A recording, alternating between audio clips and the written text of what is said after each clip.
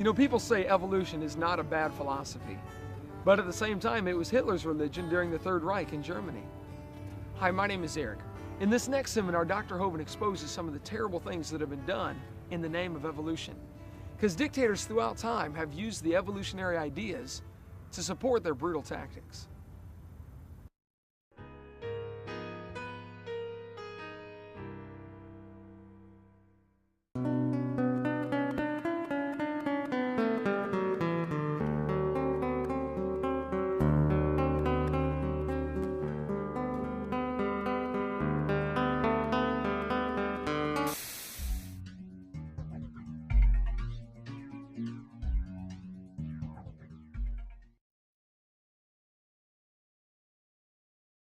I taught high school science for 15 years, and now for 14 years I've been an evangelist traveling and doing seminars on creation, evolution, and dinosaurs. And tonight we're going to share with you some of the dangers of this evolution theory. I don't leave my gorgeous wife and travel every week of the year because I like being gone. Folks, evolution is not just a dumb idea, it's a very dangerous philosophy. I've only got 3 things I want to cover, but it's probably going to take several nights to do that. First of all, I want to tell you what on earth is happening. And secondly, why is the evolution theory dangerous, and what do you do about it? Pretty simple. Okay, what is happening? Tonight as I speak, our president is announcing we're about to go blow up Iraq, I believe, right? The world seems to be coming unglued at the seams. There are wars and rumors of wars every place we look. Why on earth would Joseph Stalin order the execution of 14,700 Polish prisoner of war officers? I thought there was a Geneva Convention. Why do you order the execution of prisoners of war? Why did Hitler order the execution of nearly 6 million Jews, plus others? Why did Pol Pot, the leader in the Cambodian Khmer Rouge, order the execution of 1/3 to 1/2 of his entire population, his own people? He killed them. Why? Why would somebody do that? Why would the Australian Aborigines be rounded up like cows and shot so their heads could be put in museums years ago? Why would somebody do that? Why did Kip Kinkle murder his parents, 2 other classmates, and shoot 26 other ones? Why would a student do that? Kip said, if there was a God, he wouldn't let me feel the way I do. There is no God, only hate. On May 21st, 1998, 15-year-old Kip Kinkle, a student at Thurston High School, that's in Oregon, near Eugene, allegedly entered the school cafeteria and fired more than 50 rounds from a semi-automatic rifle. 26 students were injured, 2 killed. Later, the bodies of his parents were found in his home. He was then arrested and taken to a police headquarters where he attempted to murder a detective during his questioning. Kip said, if there was a God, he wouldn't let me feel the way I do. There's no God, only hate. Why have we had nearly a 1,000% increase in violent crimes since I was a boy? I remember the days when you did not have to lock your house. We'd go off on vacation for 2 weeks. I never had a key to my house growing up. Never did have a key. I don't know if it even had one. You didn't need one in those days. Why would there be such a horrendous increase in unwed birth rates? And so much of our moral structure is just simply unraveling. What on earth is happening? Eric Harris and Dylan Klebold made a videotape prior to the Columbine shootings. On that tape, they said, talking about one of the football players, he doesn't deserve the jaw evolution gave him. Look for his jaw, it won't be on his body. These 2 boys were very strong believers in evolution. They did the shooting on Hitler's birthday on purpose. They shot Isaiah Shoals just simply because he was black. They shot Cassie just because she believed in God. Same thing with Rachel. What happened? Why would somebody do this? What's going on in our thinking? Well, the newspaper article in Columbine High School said, the clothes may give a clue to the thinking of these teenagers. The autopsy said one of the boys' shirts said natural selection on the front. Interesting. Textbooks used in Escambia County, Florida, this textbook, says evolution and natural selection go together. This textbook says natural selection causes evolution. Well, just what is this natural selection? Oh, you see, Adolf Hitler thought he would speed up the process by eliminating the inferiors. Hitler honestly thought he was doing the world a favor. So did Joseph Stalin. So did Pol Pot. Why do people do these things? So what is wrong with our thinking? Right after the Columbine shooting, almost instantaneously, 5 more students from within the Springfield School District were arrested for threatening to murder students. principals, or teachers. In the adjacent school districts, more students were arrested for violent threats, and in one case, an elementary schoolboy shot 5 of his classmates with a BB gun. Could it possibly be that what we're teaching them is causing this behavior? You know, what you believe determines how you behave. If you're raised up in a head-hunting society, and you're taught from the time you're a boy, if you go off to war and shoot somebody, you ought to kill him and cut off his head and eat the brains because you get his spirit. I mean, if you really believe that, guess what you're going to do when you go off to war? Your behavior is determined by your beliefs. What you believe determines how you behave. It's always been that way, and it's no different today. Could it be that this evolution theory is to blame? This textbook says you're an animal and share a common heritage with earthworms. Question: if evolution is true, how are the kids supposed to tell right from wrong? I spoke in a public school in Pennsylvania one time. A kid sat on the second row, and he said, "Mr. Hovind, I'm an atheist." I said, "Really?" He said, "Yep, there is no God." I said, "Well, tell me, son, are you sure?" He said, "Yep, I'm sure." I said, "Well, son, do you know everything?" He said, "No." I said, "Do you know maybe half of everything?" He said, "No." I said, "Okay, well, let's just pretend that you know half of everything. Is it possible that God exists in the other half you don't know?" Brand new thought rattled around in his brain for a while and got lost, I believe. I said, "By the way, son, if there's no God, how do you tell right from wrong?" He said, "Oh, that's easy." He said, "I determine what's right and wrong." He said, "I'm the God of my own universe." I said, "I'm glad to hear about that, son, because I'm going to shoot you in 5 minutes." He said, "You can't do that." I said, "Oh, yeah, I can. You see, I'm the God of my own universe. And I decided it's fine for me to shoot you." Question: exactly how do we tell right from wrong? In the first couple of seminar tapes, we talked about a variety of topics like the Big Bang Theory, how it's a big dud. We talked about the Garden of Eden, and we talked about why the earth cannot be billions of years old, and why did the people live to be 900 years old before the big flood came. We talked about dinosaurs, and students are being lied to about dinosaurs. They did not live millions of years ago. And on tape number 4, we talk about a whole bunch of lies in the textbooks. Now here we're going to talk about what's happened in the last 150 years since evolution became a popular theory. What on earth is happening?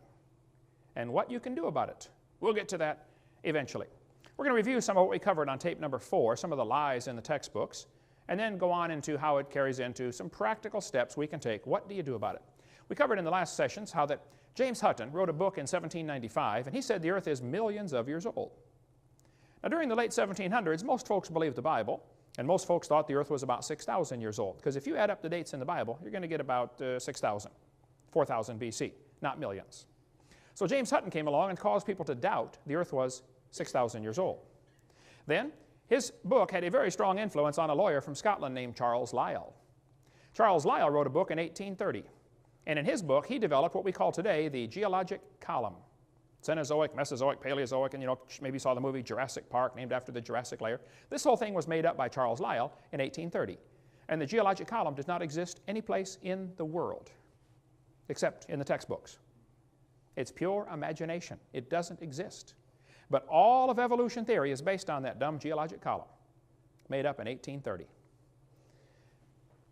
This fellow said, I myself have little doubt that in England it was the long-age uniformitarian geology and the theory of evolution that changed us from a Christian to a pagan nation. He's right about that. And England is a pagan nation. And folks, I don't know if America ever was a Christian country or not, but it's not now. That's right. We are a pagan nation also. What has happened? Charles Lyell's book had a very strong influence on a young preacher named Charles Darwin. Darwin graduated from Bible college to be a preacher. In 1859, after 22 years of writing, Darwin finally published his book, The Origin of Species. We'll get into more of that later, the real title to the book. Darwin's philosophy was strongly influenced by people like Charles Lyell, people like Thomas Malthus. Malthus had written a book that said, there are more babies born than can possibly survive, so it's best if the weakest die off. That greatly influenced people like Charles Dickens when he wrote the Christmas Carol. Remember the scene in there where Scrooge said, well, if he's going to die, let him die then, and decrease the surplus population. Remember that line in there? I don't think you can understand the Christmas Carol, the history behind that, until you understand how evolution ties in. James Hutton's book made people doubt the earth was 6,000 years old. Along came Charlie Lyell, and people began to doubt the flood. Because instead of the flood making all those layers, they said, oh, maybe each layer is a different age. And then along came Charlie Darwin, and people began to doubt the Creator. And so by the mid-1800s, the Western world, at least, was left in a bad situation. They said, well, if there's no God, who's in charge? Well, it must be us. This led directly to the rise of humanism. Humanism is the teaching that there is no God, so we must be God. We make the rules. We decide what's right and wrong. For the next 50 years, after Darwin's book came out, many isms arose in the world: Marxism, Nazism, communism. These things, communism would have been just a footnote in a history book if it hadn't been for evolution coming along at the right time. We never would have heard of communism, most of us wouldn't, if it hadn't been for Charles Darwin coming along and giving justification to that dumb idea of communism. Hoyle said, I'm haunted by a conviction that the nihilistic philosophy, which so-called educated opinion chose to adopt following the publication of The Origin of Species, committed mankind to a course of automatic self-destruction. A doomsday was then set ticking. I agree, Fred. Once you start believing there's no God and we're in charge, then we're in trouble. There was a Russian atheist astronomer came to America one time, and he spoke at one of the universities, and he said, now folks, either there is a God or there isn't. I thought, boy, this guy's brilliant. But then he said, both possibilities are frightening. I thought, wow, that is brilliant. You see, if there is a God, we better find out who He is and find out what He wants and do what He says. Amen. If there is no God, we're in trouble, because we're hurtling through space at 66,000 miles an hour and nobody's in charge. Pretty scary thought.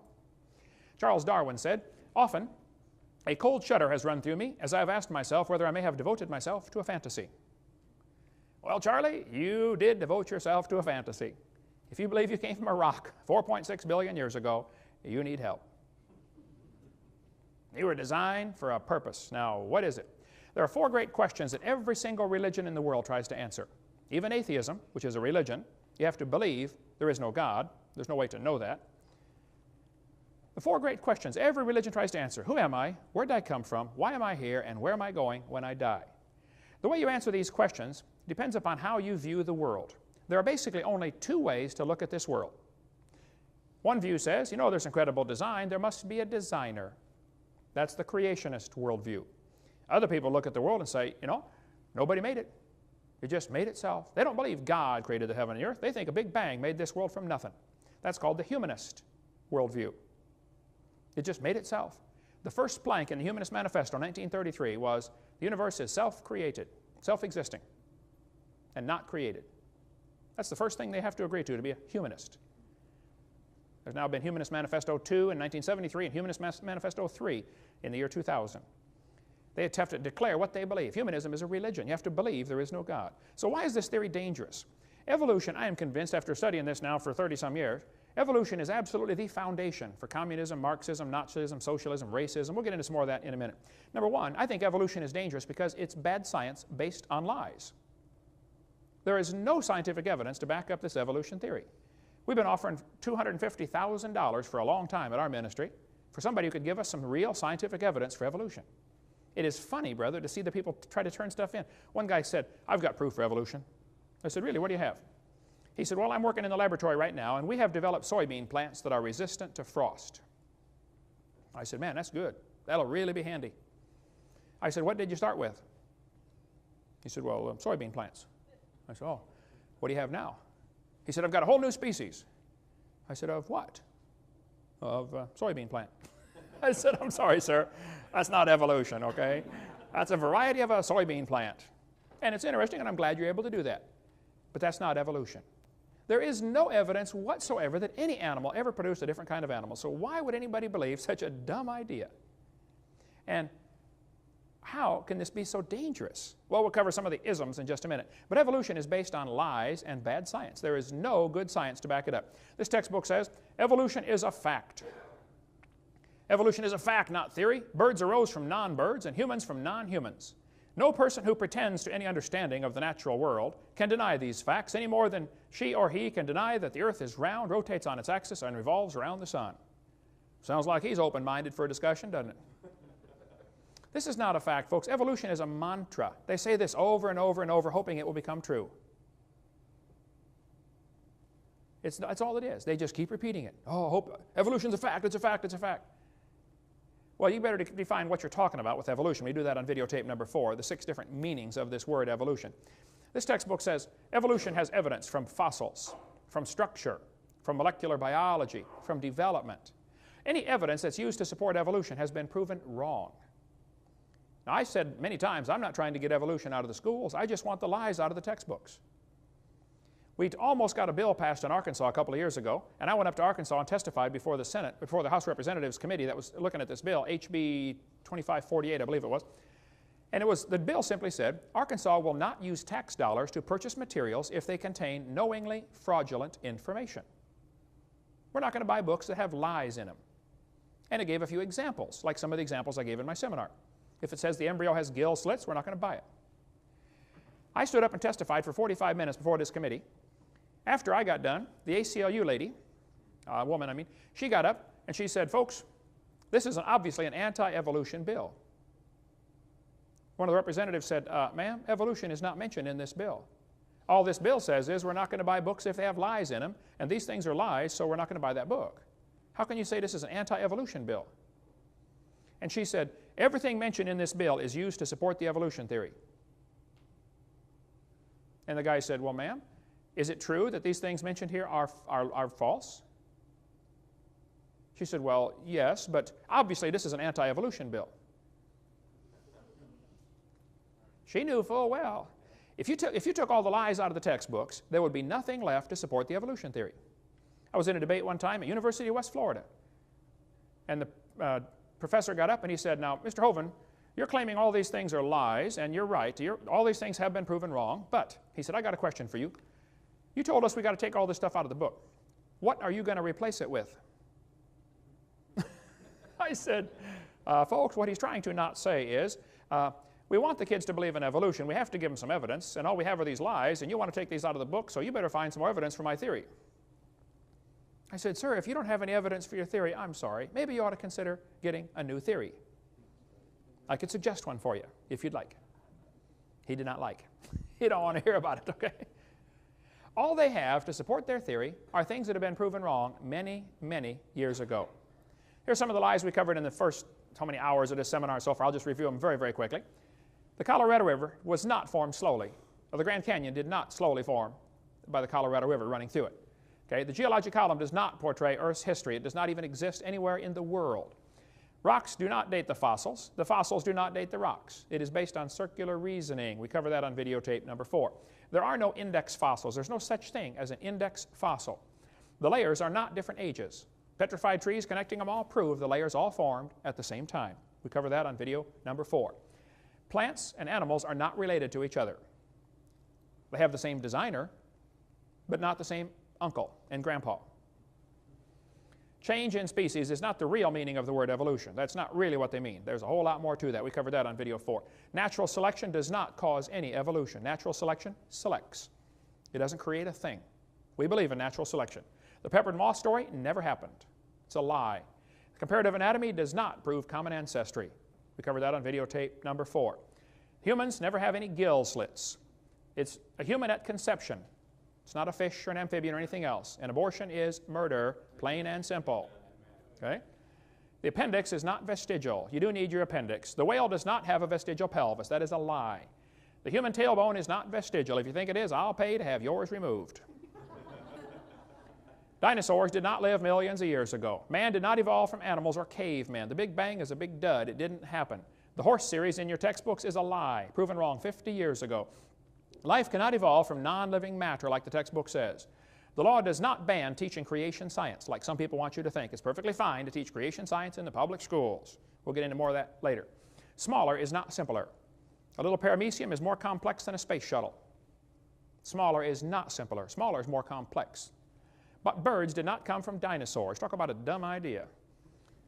The eye did not arise by slow changes over billions of years. The first bird did not hatch from a reptile egg, like Goldschmidt said.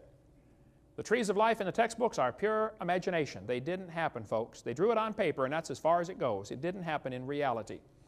DNA does not prove evolution, it proves creation, it proves a designer. Fossils do not provide any evidence for evolution. Fossils don't count at all. You find a bone in the dirt, you can't prove that bone had any kids, let alone kids that lived, and certainly not kids that were different than the grandparents. Fossils simply are a dead-end street. They don't count for evolution. The Earth is not billions of years old, and the Earth was never a hot molten mass. The Pangea theory that's taught in your books never existed. They say, all the continents used to fit together. I get that all the time. Oh, do you think all the continents used to fit together? Used to touch each other?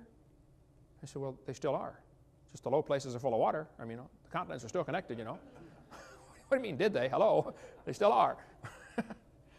Animals and plants are designed, not adapted to their environments. There are no simple living organisms. Life did not arise 3.5 billion years ago like the textbook says. The sun did not form before the earth like the textbook says. Scientists have not made life in the laboratory. Snakes do not have vestigial legs. The earth never had an oxygen-free atmosphere like the textbook says. No animal is related to any other kind of animal. DNA is more than just chemicals. It carries information. Mutations do not improve the species. Similar bone structure does not prove a common ancestor. It proves a common designer. Amino acids do not prove relationships. Humans are not related to chimps. Darwin did not prove evolution. Textbooks do not teach kids to think critically. They teach them to not think at all. Arranging animals on paper does not prove a thing. Archaeopteryx is not part reptile. It's 100% bird. Feathers did not evolve from scales. It's not just the religious fundamentalists who disbelieve in evolution. Most folks disbelieve in evolution. Evolution is not a light which illuminates all facts. There is no evidence for the magnetic reversals at the ocean floor. The Constitution does not discuss separation of church and state. Does not discuss that. The Supreme Court did not ban creation. Let's give a little bit of the history of what really happened. In the 1800s, almost all the textbooks were thoroughly packed with information about creation, Christianity, godly teaching. Kids memorized Bible verses. I remember in public school in Illinois growing up, we memorized Bible verses and said prayer every morning. Didn't hurt the kids a bit. Helped them quite a bit. Back then, kids got in trouble for their own spit wads. Today, it's for bringing guns and shooting people. It's a different world, and some of you older folks know what I'm talking about. It has changed radically. In 1925, Tennessee passed a law that said you cannot teach creation, you cannot teach evolution. It actually banned the teaching of evolution in the public schools. It's called the Butler Act. The ACLU, which is the American Communist Lawyers Union, decided they wanted to test this law. So they ran an ad in the paper, said, we're looking for a teacher willing to claim that he taught evolution so we can have a trial to try to get this law overthrown. A guy named John T. Scopes volunteered. He said, I don't know if I taught evolution or not, but I did sub for a biology class one day, and I think all we had was a study hall, but if you want me to go testify that I taught evolution, I'll do it. So John Scopes went on the trial, lasted 10 days in the hot July, Tennessee summer. After 10 days, John Scopes was found guilty of breaking the law. The law said, you can't teach evolution. He claimed he did, so he's found guilty. He admitted he did. He was fined $100. Case was over. Later, the fine was overturned on a technicality, but the judgment was not overturned. The evolutionists lost the Scopes monkey trial. If you want to read the entire story about what really happened, you can see it right here in this book, The Scopes Monkey Trial, the world's most famous court trial. And by the way, if there's a movie circulating around your school called Inherit the Wind, you better be real careful about that. That's a dangerous movie. That does everything they can. It twists everything about the trial to make the Christians look dumb. You want to read word for word every word that was spoken there? Here it is right here, the court transcript verbatim. You can get it from Bryan College in Dayton, Tennessee. The Dayton courthouse is still there with a big museum where you can go out through and see where it actually happened. If you go north of Chattanooga about, 70 or 80 miles, you can get to Dayton, Tennessee. Been through there a bunch of times. There's a good a good book expose about the Inherit the Wind movie that circulates around. And just about every year, this is shown in public schools here in Pensacola, where they try to teach the kids the Christians were dumb and they lost the trial. They changed all sorts of things about that. And you ought to be up in arms over that being shown to your kids. You can sign a statement saying, I don't want my child shown the movie Inherit the Wind. Have it notarized and take it into the school. They won't show your kid. You say it's against my religious convictions to lie to my kids, and that movie's a lie. Okay? But I guarantee it'll be shown this year and next year and the next year. I saw it about 4 times growing up before I realized what a lie it was. You want to get the material from Bryan College, there's their phone number, or from George Serrell, who has an excellent article about the Inherit the Wind, what really happened in the book the real trial compared to the Inherit the Wind movie, which is just baloney. Or you might want to get the book Ride to Glory. You can get it through our ministry. I don't read novels much, but this one is incredible. This guy said, what if the Scopes trial was redone this now, in the 21st century, at a modern university? Whew. Brother, I couldn't put it down. I mean, I read a lot of books, but this one, I never should have started it, man. I couldn't. I didn't sleep for 4 days trying to finish that. It wasn't quite that bad, but in 1968, the last law banning evolution was overturned. Now keep in mind, there were many laws against teaching evolution until 1968. There's never been a law against teaching creation. The laws banned evolution. In 1980, the state of Arkansas passed a law and said, we want balanced treatment. If the teacher teaches evolution, they must also teach creation. Give it balanced treatment. The court in Arkansas, 8th Circuit Court, I believe, struck that down and said, nope, this law is unconstitutional. They didn't say you couldn't teach creation. They just said you can't demand equal time. And the atheists started going around saying, see, you can't teach creation. That's not what the law said. It's not what the court said. They never said you can't teach creation. They just said you can't require that the teachers teach creation. If we passed a law in Florida that said the teachers are required to breathe, I bet that law would be struck down because, I mean, you probably ought to breathe, but they can't require that you breathe, right? And that's what happened with the Arkansas law. Then Louisiana passed a law requiring teachers to teach creation if they taught evolution. Again, balanced treatment. Supreme Court struck this one. It went all the way to Supreme Court. Supreme Court struck it down. After the 1987 ruling by the Supreme Court, Stephen Jay Gould, who hated creationists and had a set of my tapes on his shelf. I went up and visited his office. His secretary was there. She said, yeah, he's got your tapes right here, Mr. Hovind.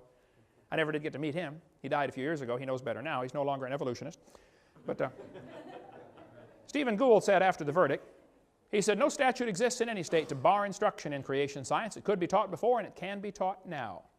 They never said you can't teach creation. The court said you can't require it. That's all. And don't let anybody tell you different. That's what the law, that's where it stands right now.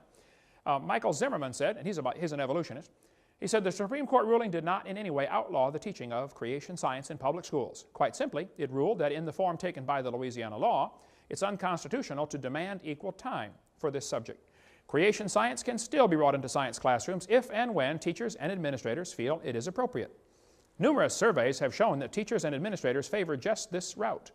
And in fact, creation science is being taught in science courses throughout the country. Eugenia Scott is the president of the National Center for Science Education. Boy, what a lousy name. They're not in favor of science. They're in favor of defending evolution is all. She said, the Supreme Court decision says only that the Louisiana law violates the constitutional separation of church and state. It does not say that no one can teach scientific creationism, and unfortunately, many individual teachers do. Some school districts even require equal time for creation and evolution. Here's the web page, the head of the front home page on the National Center for Science Education. Welcome to the home page of NCSE, a non-profit, tax-exempt membership organization working to defend the teaching of evolution against sectarian attack. We are a nationally recognized clearinghouse for information and advice to keep evolution in the science classroom and scientific creationism out. That's why they exist. I spoke in Berkeley last November, Berkeley, California. That's where these guys are located. I went and visited the National Center for Science Education. It's a little bitty storefront building. They had, I think, 4 or 5 employees, all crammed in this little building. I thought, this is the National Center for Science Education. Oh, yeah, but property's expensive in Berkeley, I understand, you know. Good place for them. I went in there. They didn't know who I was. I didn't tell them my name. I went in there, hey, what kind of information do you guys hear? I used to be a science teacher. And they began giving me pamphlets and articles and stuff, you know, Finally, one of the guys said, your voice sounds familiar. What's your name? I said, Kent Hovind. He said, I thought so. They taped a piece of paper on the floor. It says, Kent Hovind stood here. And I understand they won't walk on it. They walk around it. One of the guys came to all 10 hours that I lectured at Berkeley and asked me question after question after question.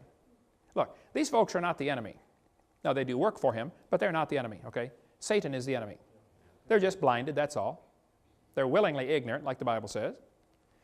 But even the National Center for Science Education knows it's okay to teach creation if you want.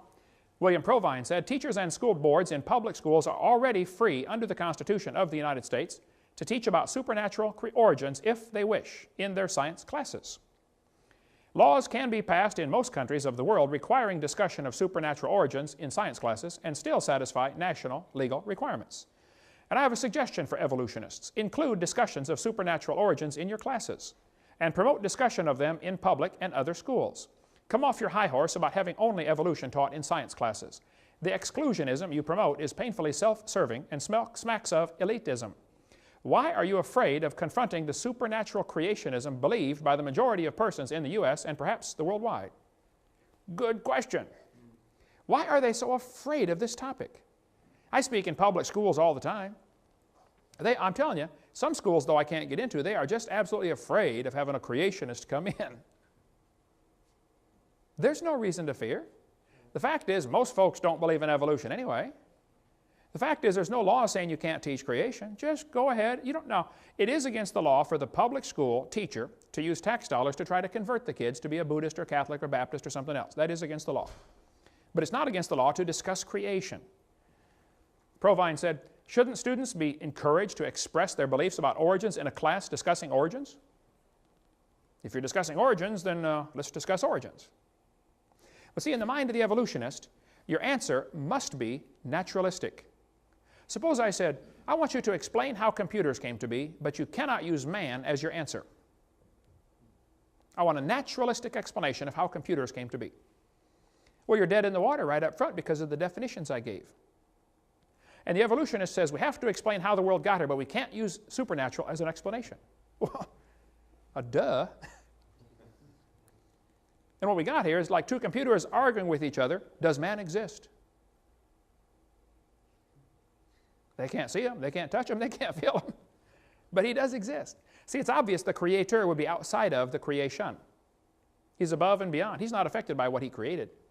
God created time, space, and matter. He's outside of time, space, and matter. God's not affected by time. This is not 2003 in heaven. There's no time. And after we get to heaven, one of the first things you're going to do is flip your watch off and fling it over the side. You won't need that. There's no time there. We sing all these songs, you know, when we've been there 10,000 years. That's baloney. It's a good song, I like it, but we're not going to be there 10,000 years. We're just going to be there. Now, my brain can't handle that thought, but, you know, I can think about thinking about it.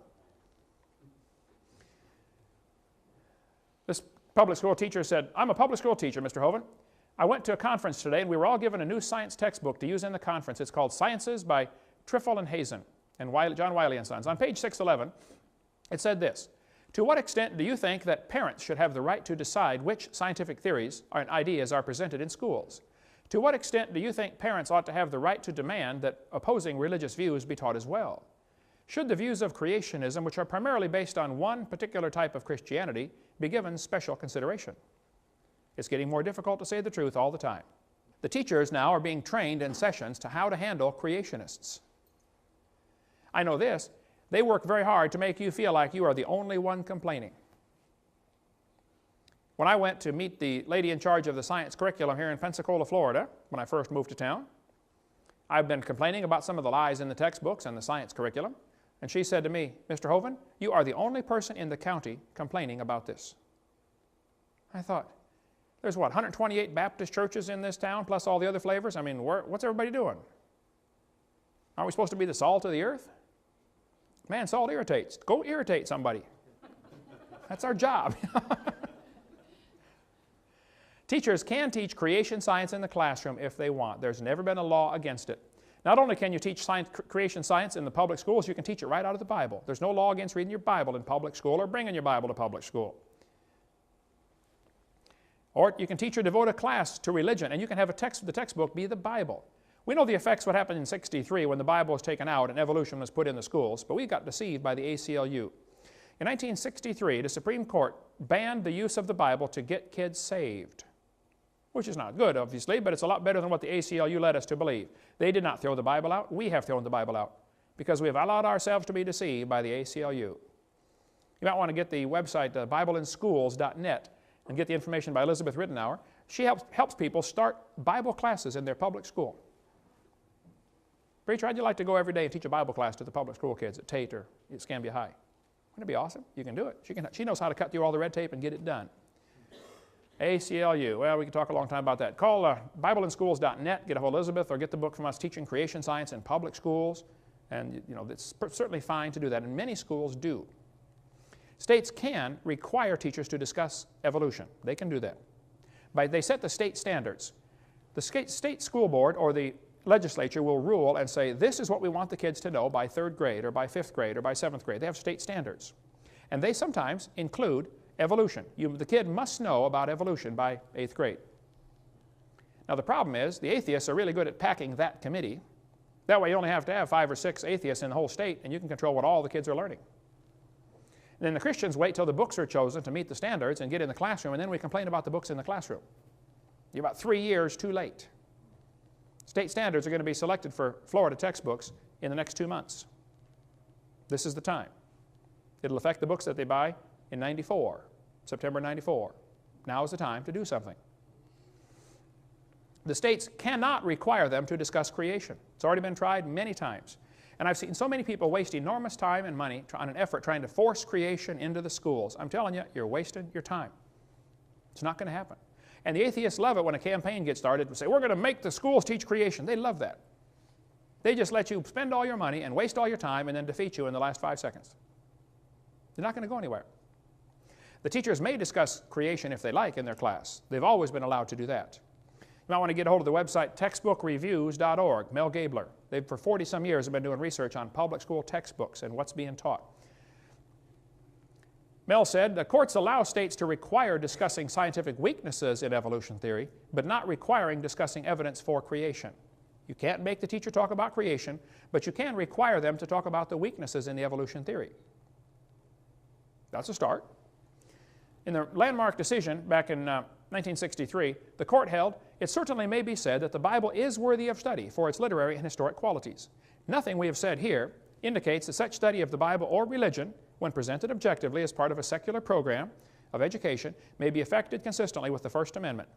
Supreme Court said, the Bible may constitutionally be used in an appropriate study of history, civilization, ethics, comparative religion, or the like.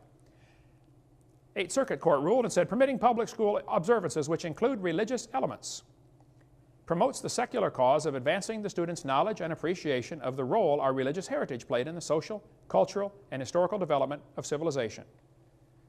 Teachers already possess the flexibility to present a variety of scientific theories about the origins of mankind and are free to teach any and all facets of this subject, 1987 Supreme Court. The court further ruled, teaching a variety of scientific theories about the origins of mankind to school children might be done with a clear secular intent of enhancing the effectiveness of science instruction. California State School Board said, discussions of any scientific fact, hypothesis, or theory related to the origins of the universe, the earth, and of life, the how, are appropriate to the science curriculum. They're telling their teachers, if you want to talk about creation, do it. Can't be more clear than that. If you want to keep up on the latest of what's happening in education, you might want to watch the video Crisis in the Classroom from Eagle Forum, Phyllis Schlafly's organization. Now, I would disagree with Phyllis on several philosophical things, but I think she's done a great job with this video here on what's happening. So what do people say? What about the separation of church and state? Doesn't the Constitution say that? There's no such phrase mentioned in the Constitution. That phrase is found mentioned in a letter that Thomas Jefferson wrote to the Baptist Association in Danbury, Connecticut. The Constitution does not talk about separation of church and state. That's a lie. Jefferson said, the First Amendment has erected a wall of separation between church and state. That's from his letter, not from the Constitution. By the way, this wall is a one-dimensional wall. It keeps the government from running the church, but makes sure the church Christian principles will always stay in government. Go see David Barton's excellent website, wallbuilders.com. If you want to get more on how all the Founding Fathers believed the church had to influence government or government would go corrupt. It's happened. What's happened over the years, several different people have taken upon themselves to survey the textbooks and see how much evolution is in this book. These guys did a survey of all the biology books used in 1991, and they found out the one used by Merrill, called Biology and Everyday Experience, only had 2.9% of the text devoted to evolution. It really wasn't talked about much. However, HBJ had 15.6%. They really crammed evolution down the throat of those kids. I've seen books today that have nearly 30%. Well, if I was on the committee to select textbooks this year, I would pick the least poisonous book I could find. And then I would write to the publishers of the other ones and say, hey folks, we did not pick your book this year because, and spell out your reasons. And then I would write to the one I did pick and say, hey fellas, we did pick your book this year because you got the least amount of evolution. However, we would like that out also. And we want to warn you, if we find another one next time that has less, we're going to buy them. You see, folks, there's only one language these textbook publishers speak. The only language they speak is money. Now, if you were the CEO at HBJ, Harcourt Brace Jovanovich, and you got letters from all over the country from people saying, hey, we did not buy your book this year because guess what you're going to do next year? Only language they speak, brother. If you want to get an excellent book on some of the lies in the textbooks to see what you ought to be watching for, get this one here by Jonathan Wells, excellent book on icons of evolution. Or you may want to get the book by the Gablers. They've spent 40 years discussing lies in the textbooks and what you can do about it. Excellent ministry in Longview, Texas. Go to textbookreviews.org or to crsc.org. They've got a newer review of the more modern textbooks. Mel wrote me a letter, said, Dr. Hovind, thank you for using our book. What are they teaching our children? You'll be interested to know that in the 39 years of work, we've never seen publishers so sensitive or schools so receptive to our textbook reviews and ranking. We're pleased to recommend Harcourt Scott Forsman Elementary Science. They are much less dogmatic on evolution than the others we reviewed. Mel says the publishers are scared to death of their letters of recommendation because they know the sales of those that aren't recommended plummet in the States. But here's what happens. They only work in Texas. Texas is one of the largest publishers largest buyers of textbooks in the nation. So the publishers will publish all these books, you know, spend billions of dollars, millions of dollars publishing these books. They try to sell them. If Texas doesn't buy them, you think they're going to burn them? No, they're going to go peddle them off in some other state that's not looking. The Gablers have a crew of folks. They'll help find errors in the textbooks. Like a book might say, you know, George Washington was Abraham Lincoln's vice president or something like that, you know. Dumb stuff. And they're not about to throw that book away. I mean, they spent a lot of money printing that thing. Nice, beautiful paper, you know, colored pictures. They're going to find some state that's not looking. So if you're in some state other than Texas, you better really be on the lookout.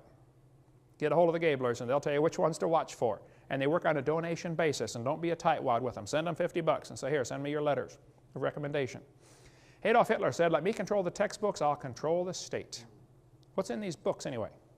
And what can I do to fix this problem? Well, this chart shows how the atheists have rated the different states in America and how well they teach evolution. They think here in Florida we're doing a lousy job of teaching evolution. Yay. They think the folks in Minnesota, where I was yesterday morning, are doing a wonderful job teaching evolution. You ought to be ashamed of yourself in Minnesota. Get that junk out of your textbooks, okay?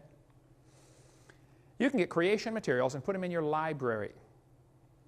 Bert Wagner up in Iowa knows how to cut through all the red tape and get this done. Get a hold of Bert and say, well, how do I get public schools to accept creation books? One guy wrote me a letter and said, Dr. Hovind, your video series was bought for our local high school, Waverly High in Ohio. When I went to check out video number 5, I found someone had hidden the box of seminars and debates unopened and underneath a desk by a back wall. I was told by the librarian that she was told not to put them out for the students to find. My 18-year-old daughter witnessed this. We were very upset, but I was told it was proof that the enemy was trying to void and hide the truth. My daughter has since graduated and don't know if those tapes are available to students or not. So if you do donate something, be sure to check and make sure it is, you know, kept on the shelf. I went to one big university one time, and I spent probably an hour going through their computer search system looking for how many books they had on evolution. It was like 18 or 1900 books about evolution. And then I searched to see how many books they had about creation. This is a big university library.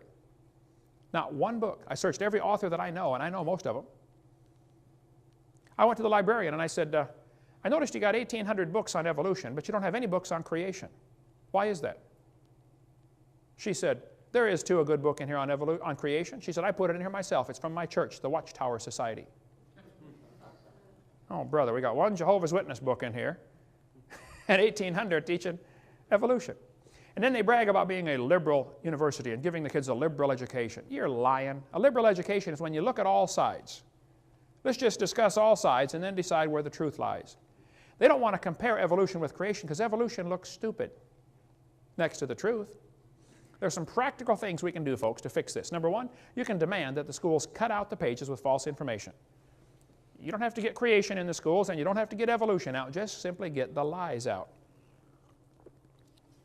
You can tell them you want them to glue the pages together, or you can at least put a warning sticker in the front cover saying, kids, the information on page 97 is not correct. Or, list the pages. I volunteered many times, and I'll do it again. If you will send me your textbook, I will check the pages that need to be torn out. I'll make a tape recording while I'm traveling someplace, and I'll hand you the tape, and it'll say, the information on page 84 is wrong, tear that page out, and, page 217 is wrong, and I'll list the pages. And if you tore the pages out of the book, it won't cost the school 1 penny. I'll show you. It's so simple. Because their first objection they're going to say is, oh, this would cost the schools a lot of money. It won't cost them a penny. How many of you would volunteer to tear the pages out of the books and bring your own scissors? Let me see. There you go. So when you go to your school board, hand them a list of 500 names and say, these people are willing. When would you like it done? Won't cost a thing. Look, the book is not sacred. It's made out of paper, If you bought it, the county bought it, it belongs to the school. If you want to tear a page out, that's perfectly fine. I was in a debate with a professor at university. I was just speaking at UWF here a year or so ago, and I mentioned tear the page out of the book, and this one professor said, I don't think we should deface textbooks. I said, well, sir, if you were teaching math and you came across a book that said, 2 plus 2 is 5, what would you do? He said, I would tell the students to mark out the wrong answer and write in the right answer. I said, oh, you would deface a textbook? I said, now, sir, if you were teaching biology and you found a book that said the embryo has gills and you know that's proven wrong in 1874, what are you going to do? He said, well, nothing. I said, you wouldn't correct it? He said, no. I said, well, then you, sir, are a hypocrite. And you got no business using tax dollars to lie to these kids. You ought to get a different job changing tires or picking peaches and work for a living for a change. Guys like that burn me up, brother. Like a leech, sucking on somebody else's blood that they built, Number 4, you can give the kids my little brainwashed book. There are different people around the country that buy these by the thousand and give them out to people in their schools. One guy from Santa Rosa County bought 3,000 of these books several years ago, gave them to all the kids in the county. They're going to have a hard time teaching evolution for a while over there. Buy some books, or go to your school board and say, would you please vote to purchase this book to go along with our biology book so the kids can see the lies in their books. If the school board buys them, great. If you get them, more than 10, you get them for $1 a piece. If the school board says, no, we don't want those books in school, then you run a full-page ad in your paper, stop by the following address and pick up the book the school board banned. Now the kids will get it and read it. Yeah. Florida has a law. They've changed the number now. It used to be 233.09E, I believe, but they changed it so people couldn't find it, I guess. It's now Florida Statute 1006.35, accuracy of instructional materials. Do you know, state of Florida legislature can vote to recall books if they're not accurate. They can write letters to the publishers and demand that they change the books. The law is on the books, folks. The textbooks are supposed to be accurate, but they're not. They contain 50-some lies in every textbook I've seen. Get the pages out. Texas has a law requiring textbooks to be accurate. Wisconsin has a law requiring textbooks to be accurate. Alabama has a law that says textbooks shall be adequate and current. Well, if they're still teaching the baby has gill slits, they're not current. They're 128 years behind the times. Alabama used to have a sticker. They modified it now, watered it down some, but the sticker used to say, this textbook discusses evolution, a controversial theory.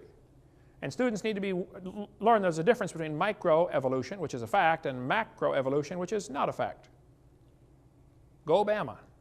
California has a requirement, textbooks shall be factually accurate. Many states have this requirement, but they're just simply not enforcing it. Did you know the publishers will publish a special book just for our state? If the committee got together and said, look, Glencoe, we like your book, however, we want you to take out chapter 3. Or take out the following pages. Do you know how much money is spent just in one school district on textbooks? A publisher would be foolish not to turn down a contract for $750,000. They'll publish a special book. They do it all the time for different states. Get on that committee and do something about it. You can also parents be aware that your kids can be exempted from anything you don't want them taught. If you don't want your kids taught evolution, you sign a little paper that says, I do not want my student taught evolution. It's against my religious convictions. Have it notarized, sign, and give it to the school principal, the teacher, superintendent. And if they do teach your kid evolution, or if they say, oh, you've got to stay in class, then you can simply say, do you discriminate against people because of their religion? Ooh, that'll get their attention. Here are some pitfalls you got to watch for in your school. I've seen this so many times. If the school is going to have a good program, some left-wing liberal will make sure that it's an opt-in program. In other words, you have to get parents' permission to go to the program. This happens all the time when I speak in schools.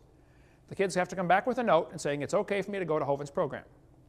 But if you're going to have some homosexual speak in your school, or some lesbian about the gay lifestyle, which is not gay at all, and it's not a lifestyle, it's a death style, if they're going to speak in your school, they'll make sure it's an opt-out program. You see the difference? In other words, you have to get a note in order to not come. But if it's a good program, you got to get the note to go. And if it's a bad program, you got to get a note to not go. They don't want a level playing field, folks. And if you have a superintendent or a school principal that tries that one, you ought to help him get a different job too. Put the pressure on. He just needs to find a new job, maybe in a new county someplace. Some practical steps you can do. Number one, kids, don't confront your teachers publicly. Try to talk to them after class. Now listen carefully. If you are late to class frequently, if you're a troublemaker or a goof-off, if you never do your homework, if you don't pay attention in class, then please don't tell them you're a Christian. Shut your mouth. First, be a good student. Now, if a question comes up on the test that says, how old is the earth? And you know the answer they want, you can simply write on the test, the textbook says 4.6 billion. However, this is not correct. Now they know you learned the book, you did your homework, but you don't believe it, you didn't swallow it. That's perfectly fine. Number two, you can ask to be exempt. Now parents have to do this, the kids can't do it. I am not positive of that statement, but I believe it has to be done by the parents. You have to say, I want my child exempt from anything that's against our religion. Sign a note, give it to the school. Look, if 40 or 50 or 60% of the class was standing out in the hallway, it wouldn't take the teacher long to figure out, we ought to just skip that chapter. I had one guy call me up one day, he said, Brother Hovind, my second grade daughter has watched your videotapes probably 50 times. She can quote them. I don't know why kids watch the same tape over and over and over and over. He said, my second grade daughter's teacher just called me. And she said, sir, every time I talk about something in the class having to do with evolution, your daughter stops me and says, teacher, no, that's not right. And the teacher said, I just want you to know, I'm going to skip evolution for the rest of the time this girl's in my class. My first thought was, yay, this is great. And then I thought, why are we sending second graders off to war? Why aren't the parents fighting this battle? The second grader ought to be able to go to class and read the book and believe what they're taught. Why are we allowing lies in the textbooks? Why are we allowing liars to teach? Don't lie to the kids. You can contact Joe Baker. He helps folks set up meetings on getting kids in their school fired up on to do something in their local school. Joe had me come speak at his high school in Pennsylvania. They had an auditorium, seats about 1,000 people. They had 1,500 people come. The principal was pulling his hair out, nervous as a cat, thinking the fire marshal's going to come, arrest me and throw me in jail, They turned away like 300 people at the door, said, no, you can't get in. And I spoke for over 2 hours at that public high school in Pennsylvania. Joe Baker arranged the whole thing, and he's been on fire for God ever since. Get a hold of him and say, what can I do in my school? If you're a public school student and you want to do something, Joe can help you get going. Some practical steps. You can give your teachers a video to watch at home. You can pray for them. Teaching is a tough job. My brother's in his 34th year. He said, Kent, it's not fun anymore. I can't wait to quit teaching. I'm sick of this. Teaching public school up in Illinois. My mom retired from teaching public school. You can invite your teachers to a creation seminar. You can have them call me with any questions. You can ask my secretary, Martha, sitting right there. I take questions all day long and half the night. I'll be glad to help. You can ask them to have a creation speaker speak in your public school. I've got a list of about 8 pages of names of other people that speak on creation. We'll be glad to get somebody to you as quick as we can. Some of you could run for school board. You could influence the textbook selection committee. You could pass or enforce the laws requiring books to be accurate. The Bible says the fear of man bringeth a snare. And we got a bunch of Christians that are scared to do anything for fear somebody might not like them. Duh, we're supposed to be Christians, They didn't like the disciples very well, or Jesus himself, did they? Our job is to do what's right. Leave the results up to him. Okay. You can try to convert the teachers or the students. You could write letters to the editor. That's what got my whole ministry started, brother. You and I were working together at the factory at M&A. Article came out in the newspaper that said dinosaur bones are found from 80 million years ago. And I wrote my first ever letter to the editor. I'd never written to the editor before. I said, these dinosaur bones were from the flood of Noah, 4,400 years ago. Well, man, you would have thought I shot the sacred cow.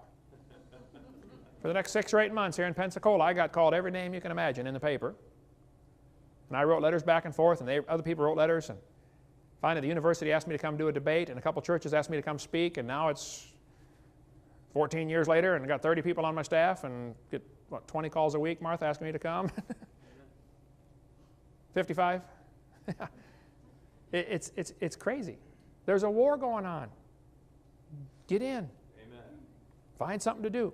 You could donate some creation books to your public library or public school library. We get calls and letters just about every week from somebody getting saved because they watched a video or read a book that they checked out of their public library, one of our videos. Donate some.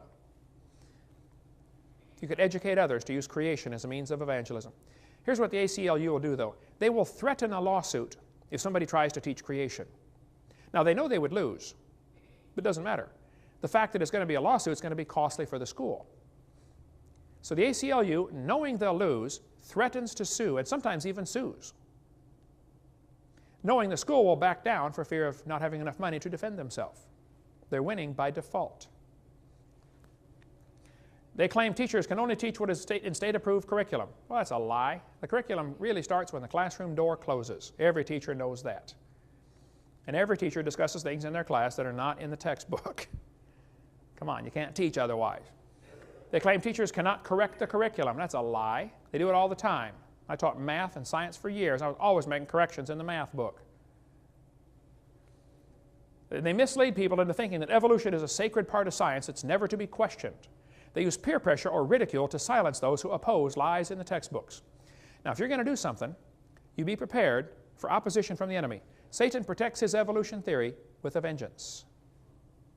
This is the foundation for all sorts of things. Roger DeHart, science teacher at Burlington Edson High School in Seattle, was told he could not inform students of errors in the textbooks just simply by passing out current science journals. If there's a current science journal that said this is wrong, he couldn't tell his students because in the book it said it was right. Some of these lies have been proven wrong 100 years ago. Kevin Haley, biology teacher at Oregon Community College, lost his job simply for exposing errors in the textbooks. Baylor University, formerly Christian University, fired William Dembski just because he advocated intelligent design. He said there must be a designer. Forrest Mims was a science writer for 20 years. He published in National Geographic, Science Digest, American Journal of Physics, 60 magazines and newspapers. He was denied a job as science writer, or writer for Scientific American, simply because he was a creationist. Rod LeVake in Faribault, Minnesota, was reassigned because he doubted Darwin's theory. They said, we don't want you teaching evolution. We don't want you teaching biology if you doubt Darwin's theory. Dan Clark in Lafayette, Indiana, he quit because he was reprimanded for teaching an evolution alternative. The superintendent, Mr. Ed Eller, told him not to introduce creationism to this class. Well, Mr. Ed Eller, you need to get a different job.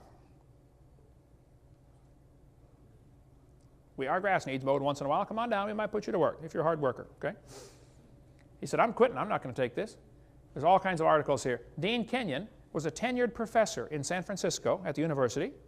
He'd been teaching for years. He wrote books about evolution, how wonderful evolution was. He was the poster boy of the evolutionist.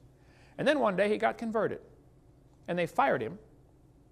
But he said, hey, I got 20 years. You can't fire me. Oh, okay. They put him in as a lab assistant, you know, washing test tubes. Had to go through a whole big lawsuit just to get his job back, simply because he doubted Darwin's theory. So don't think it's going to be an easy road. There's some things you can do. Cut the pages out. Get something done in your area. There's all kinds of practical steps. You can watch our video 4 for other stuff like that. All right. Why is this theory dangerous? It's dangerous because it's bad science backed up by lies. Number 2, it brings forth bad fruit. All the effects of evolution that I know of are evil and wicked. We teach the kids they're an animal. We teach them there's no moral standard, there's no absolute. What do you expect? This theory has led directly to the rise of communism, humanism, Marxism, Nazism, socialism. and the coming New World Order. The dangers of this evolution theory. Folks, it's not just dumb, it's dangerous. You're going to be shocked and see how many people have died because of this theory. Why did we fight the Vietnam War? Why did we fight World War II? Why was World War I fought? Why are we fighting against communism? How many people did Hitler kill? How many did Stalin kill? We'll cover all that tomorrow night.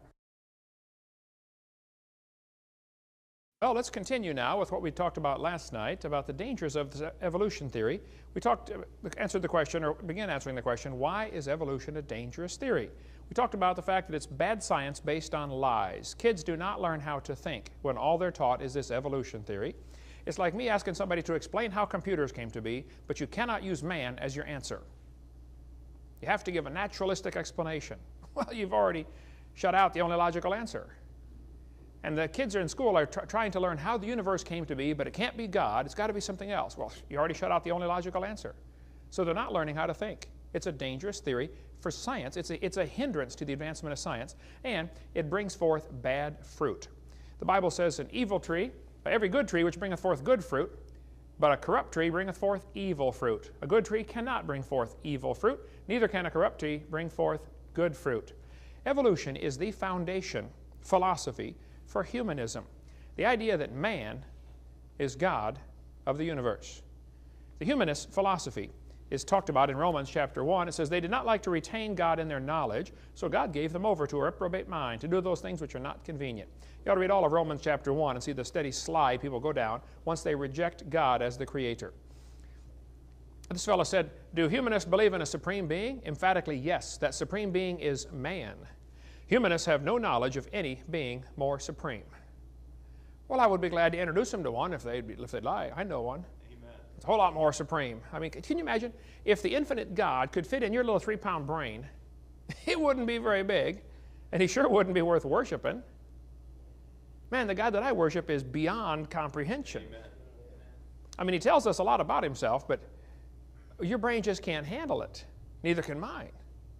So, this guy said, the turning point in history will be the moment that man becomes aware that the only God of man is man himself. Some of these guys think they are God. Boy, that was Hitler's philosophy. I'm God. I'm God.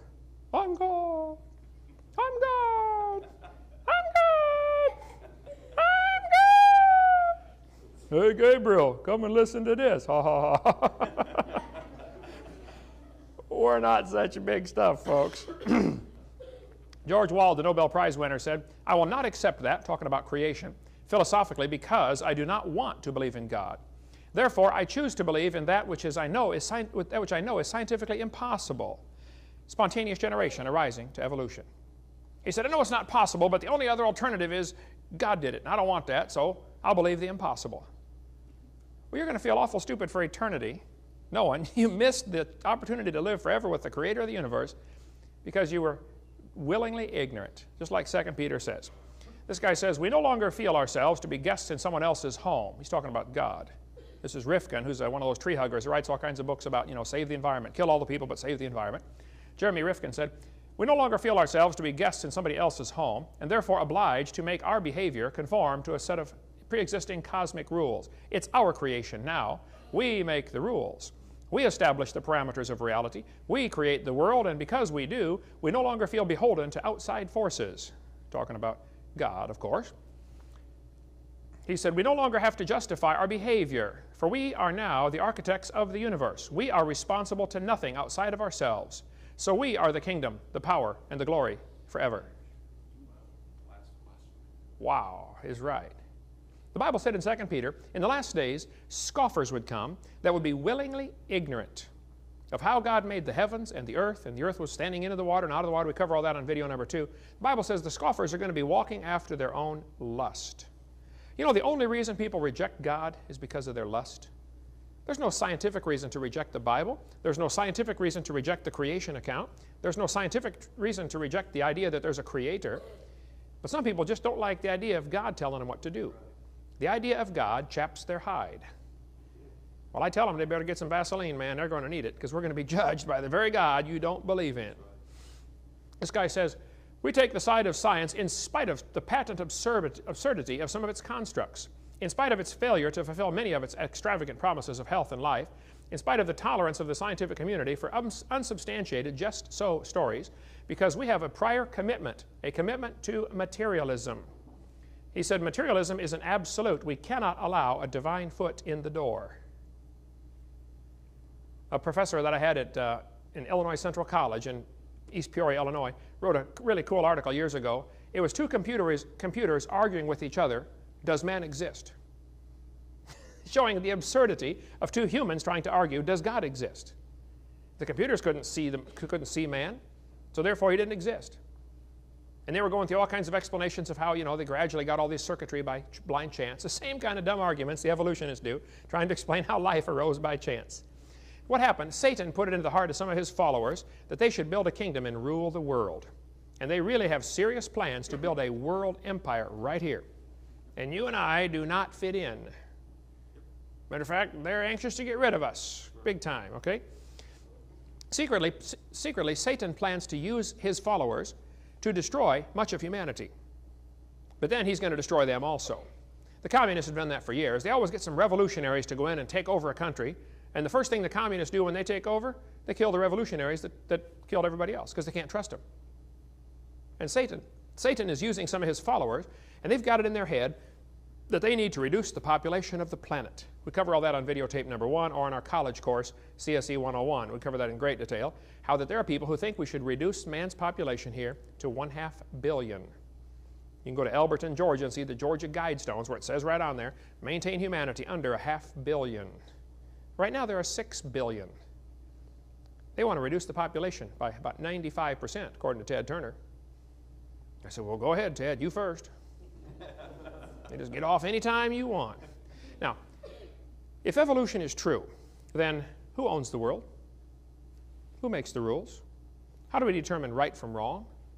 I've asked people all over the place, how do you tell right from wrong if evolution is true? There simply is no possible way to tell right from wrong. It's a real simple question, but they have no answer. You can't tell right from wrong if evolution is true. If man is God, and this is what evolution means, then man makes the rules and the strongest survive. Might makes right. There's no way to tell right from wrong. I had a professor tell me one time, there are no absolutes. I said, are you absolutely sure? Blew his little brain. Now let me think for just a minute. How can I be absolutely? Yeah, of course there are absolutes. Kids today are wandering around in this world with no moral anchor because they don't know right from wrong. They really don't. There simply is no way to tell. Now folks, there's a war going on and you're going to have to decide which side you want to get on. You can't be neutral in this one. During the Civil War, this one fellow decided he did not want to get involved. By the way, it was not the Civil War, it's Abe Lincoln's War, another long story. We cover that on CSE 103, okay, the college class number 103. During the Civil War, though, this guy decided he didn't want to get involved. So he put on a Yankee jacket and rebel pants. Said, both sides will leave me alone now.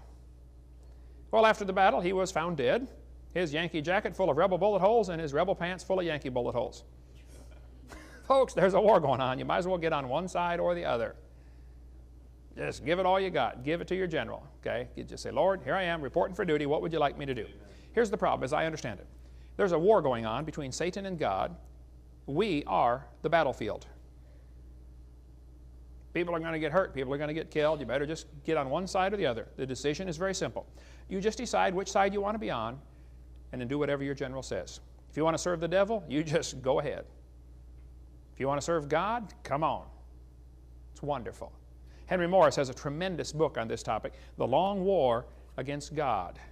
If you want to understand the history of the evolutionary conflict, this one is awesome. There's another one, I don't know if it's a close second or maybe a tie with this one, called In the Minds of Men by Ian Taylor. One of the best books I've ever read covering the whole history of this. Why do people think this way? And I encourage people to read good books. Now kids, you're going to be the same person you are 20 years from now as you are right now, except for the books you read and the people you meet. Shut off the TV once in a while and read some books. There are many good books that will influence you forever. Man, I've read books that just changed my life, brother. You come across something, it's like, wow, you're just a different person from then on. Now, the Christians have an incredible advantage in this war. I read the last chapter. we win. Amen.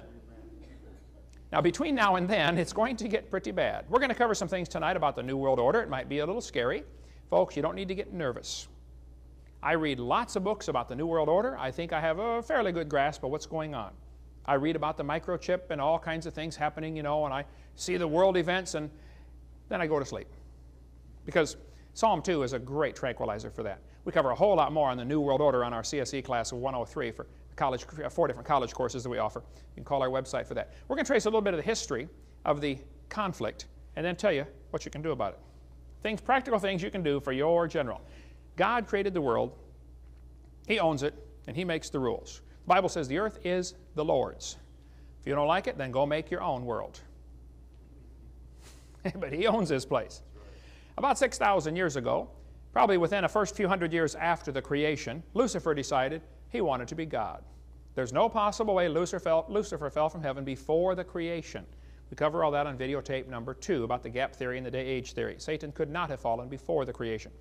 So sometime after the creation, maybe 100 years, Lucifer decided he wanted to be God. So God created the world. Satan rebelled against God and tried to destroy His creation. That's the subject of this session. First of all, it appears that Satan wants to do at least 3 things. He wants to make mankind wicked, so God will have to destroy them. Satan made everybody wicked in the days of Noah, and God had to kill them all but Noah and his family. So Satan works very hard to make people wicked just so that God will have to destroy His creation. That's one of Satan's goals. Number 2, he wants to convince some men to destroy other men. You guys like Adolf Hitler thinking they ought to kill the Jews, and guys like Pol Pot thinking they ought to kill the Cambodians. I mean, people think they ought to kill everybody. You got guys in the Taliban think they ought to kill anybody that won't convert to Islam. And by the way, the Quran clearly teaches if a person will not convert to Islam, they should be executed. We cover all that on video number 7. Now, praise God for the people that are trying to reach the Muslims, and they need the gospel like everybody else. But they're in the middle, they're absolutely brainwashed with this silly idea that if they're a good, faithful member of Islam, they get to go to heaven and get 72 wives. They never thought about the 72 mother-in-laws. Or having to feed them 72 wives. Talk about it, we could get off on a long rabbit trail. We're going to do a whole videotape someday just on the dangers of Islam and that teaching. Now, the people can be saved and make great Christians. And God loves them, but He hates what they believe. They've been duped. You ought to get the book that we sell in our bookstore called The Prophet. If you want to understand the history of the Muslim church and how it got started, it'll scare you when you realize who started it and why. Get into that some other time. Number 3, Satan wants to keep as many people from hearing the gospel as possible. And that's where the evolution theory comes into the textbooks. The kids have an alternative explanation for how the world got here, so they never even consider looking for the real creator of the universe. Satan's used many different people and methods to accomplish his goals. He makes men think he is God, makes man think he is God, and makes the rules. Satan knew this would lead to genocide. Once people think they're in charge, well, then they decide they're going to rearrange the world the way they want it. So we're going to kill those that we don't want to be here. Ezekiel 28 tells about Lucifer. It says, "Thou wast perfect in the day that thou wast created, till iniquity was found in thee. The heart was lifted up because of thy beauty. Thou hast corrupted thy wisdom by reason of thy brightness. God said, I will cast thee to the ground. I will lay thee before kings, that they may behold thee. How art thou fallen from heaven, O Lucifer, son of the morning? How art thou cut down to the ground, which didst weaken the nations?" You know, this battle is really Satan versus God.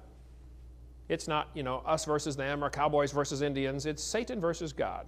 That's what it really boils down to. Isaiah tells us that Satan said, I will ascend into heaven. I will exalt my throne above the stars. I will sit upon the mount of the congregation in the sides of the north. I will ascend above the heights of the clouds. I will be like the Most High. Yet thou shalt be brought down to hell, to the sides of the pit. They that see thee shall narrowly look upon thee and consider thee, saying, Is this the man that made the earth to shake, the earth to tremble, and did shake the kingdoms, that made the world as a wilderness and destroyed the cities? You know, Judgment Day, we're going to stand before God, and we're going to see Satan getting ready to cast into hell. We're going to say, this is it? That's it? How many saw the movie Wizard of Oz?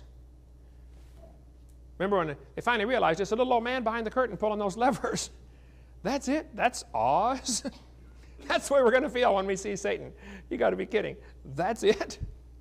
When I went to Massachusetts, first time to speak at a church up there, I went to see Plymouth Rock, you know, where the Pilgrims landed, you know, and we walked up to this little pavilion, and the preacher said, well, go ahead and say it. I said, say what? He said, say what everybody says when they see Plymouth Rock. I said, that's it? He said, yep, that's it. That's what everybody says. It's a rock about this big with a date on there, 1620, you know. That's it, yeah. We're going to look at Satan and say, that's the one that made the nations tremble? You got to be kidding. And the people who are going to go to hell for eternity are going to feel awfully dumb, realizing they got deceived by such a simple process. They were so blinded. How many of you have ever been fooled and you felt just real stupid afterwards? You ever do that? Like, duh, how could I be fooled by that? That's the way folks that go to hell are going to feel. Like, wow, you got to be kidding. Satan is making his plans to rule the world, like Pinky in the Brain. God's up in heaven laughing about it. Now look, when you get all nervous about the New World Order, just read Psalms chapter 2. It's a great tranquilizer.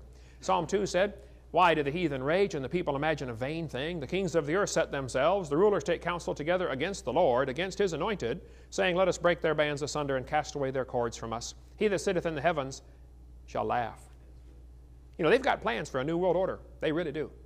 They have plans for an electronic currency where you can't buy anything without a chip in your hand or in your forehead. Plans are coming soon. There are plans to control the planet. They want to control the food. They want to control the population. They want you to get a permit to cut your grass and cut down a tree on your property. They got plans to rule the world, folks, and it's serious. God's laughing about the whole thing. They're planning to build their kingdom. You've got to read the book of Daniel and see how this kingdom's, how God tells the whole history right there. Nebuchadnezzar was the head of gold, you know, the nearly pure kingdom, absolute authority, then the silver chest and arms, and then the belly and thighs of brass, and the legs of iron, the Roman Empire. You can read through all the book of Daniel and see the 5 kingdoms. Well, the last kingdom is where 10 kingdoms try to get together, but it's partly iron, partly clay. It's going to be weak and it's going to crumble. And in those days, the Lord's going to cut a stone out of the mountain without hands, and it's going to smite the image on the feet. God's going to set up his kingdom. We'll talk more about that in a minute. It started by Satan tricking Eve in the Garden of Eden. He said to the woman, yea, hath God said. The first thing Satan always does is question God's word. Then he said, ye shall not surely die. That's an outright denial of God's word. And then he said, Eve, if you eat off of that tree, ye shall be as gods. That's the same technique he's always used. Make you doubt God's word, then he denies God's word, and then he says, see, you're going to be God. Wow, I get to be God. That's what humanism is all about. Satan's plan's always been the same. Make you doubt, deny God's word, and then deify mankind. Tell you, you can evolve. He tried the same thing with Jesus. He said, Jesus, if you fall down and worship me, all these things will I give you. Isn't that what he told him? I'll give you all this stuff if you just worship me. He's a liar. He doesn't own it to begin with.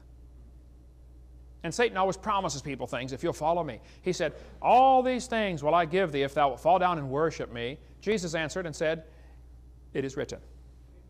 That's all you got to do, folks. When the devil starts giving you a hard time, just start quoting Scripture to him. He can't stand that. But he knows the Scripture really well. He'll take half a verse here and there. See what he did all through Scripture. Okay? He'll take half a verse. Just got to watch what he's doing. So a satanic high priest, Aleister Crowley, said that his demon told him the year 2000 would mark the end of the superstition of Christianity and the beginning of the golden age, when those possessing the will to dominate would conquer and would ascend to godhood. Well, guess what, Mr. Crowley? You missed it. And you're not going to ascend to godhood. You're going to descend to worm food. That's right. That's what's going to happen. Satan wants you to think you can evolve into a god. Now, what you believe determines how you behave. That's always been the case throughout the world. The Bible says, beware lest any man spoil you through philosophy and vain deceit, after the tradition of men and the rudiments of the world, and not after Christ. Philosophy means the love of man's wisdom. Sophie means man's wisdom, where we get our word sophomore. Soph means wise. More, where we get our word moron, means fool. A sophomore is a wise fool. That's the age where they usually think they know it all. How many been there before? You've seen those kind? Okay, yeah, sophomore. They picked the word very carefully for that age group. Soph means wise. Man's wisdom. Philosophy. Phileo, the love of. Maybe been to Philadelphia, the city of brotherly shove. Or whatever they call it, okay? Evolution is nothing but a philosophy. It's not a science, it's a philosophy, it's a religion. What it does, it tries to make you think that we can take God out and put man in his place. There are some excellent books you ought to be reading if you want to get up on all the philosophy of man's wisdom. You can read 7 Men Who Rule from the Grave. Oh, the philosophy of these 7 guys who absolutely still govern the world today. People like Karl Marx, Joseph Stalin, guys like that. You can read about the Fourth Reich of the rich, how that some of the rich people in the world, I mean the super rich people, have plans to control the world. Big-time, serious plans. You want to get more on the Council of Foreign Relations and how they are involved. These are all books we sell in our bookstore. I have people that get after me, brother. There's a couple of other, I think, good friends of mine that they say, oh, you get off on too many rabbit trails. Doesn't tie into creation. Oh, I think freedom ties directly to creation. Our founding father said, we hold these truths to be self-evident. All men are created equal. They're endowed by their Creator. So to me, the creation movement ties directly into things like gun control, stuff like that. I don't have a problem with it at all. You know, coming from some country where they don't have our American roots, I can understand where they don't see how it fits in, but I'm sorry, it does fit in. Dr. Henry Morris has this great book about the long war against God. Now, evolution is the foundation philosophy for racism. How can you think one person is superior to somebody else? Some people thought, well, if there is no God and we just evolved from apes, which are dark-colored, maybe the white-skinned people have evolved farther. By the way, racism's been around a long time, but boy, when Darwin's book came out, it's like throwing gas on a fire. Racism escalated incredibly after that. Evolution is the foundation philosophy for racism. Charles Darwin wrote a book. Here it is right here. It's called The Origin of Species. That's not the whole title to the book. They're kind of embarrassed by the whole title because it is very politically incorrect. I'll show it to you in a second. This book says, The Origin of Species. Now, this book came out 1859. The evolution theory was around way before that. But Darwin simply made it popular. He gave them an excuse of how it happened. Now, what is a species anyway? This textbook shows a bunch of different monkeys and says they're all different species. Okay, but they're the same kind of animal. They're still a monkey. And just because some guy decides that we've got, 12 species of monkeys here, doesn't mean they're different kinds. They're still the same kind of animal. This textbook, used in Escambia for a while, shows the different, a little more to the title. It says, Darwin's published his findings in a book titled, On the Origin of Species by Means of Natural Selection.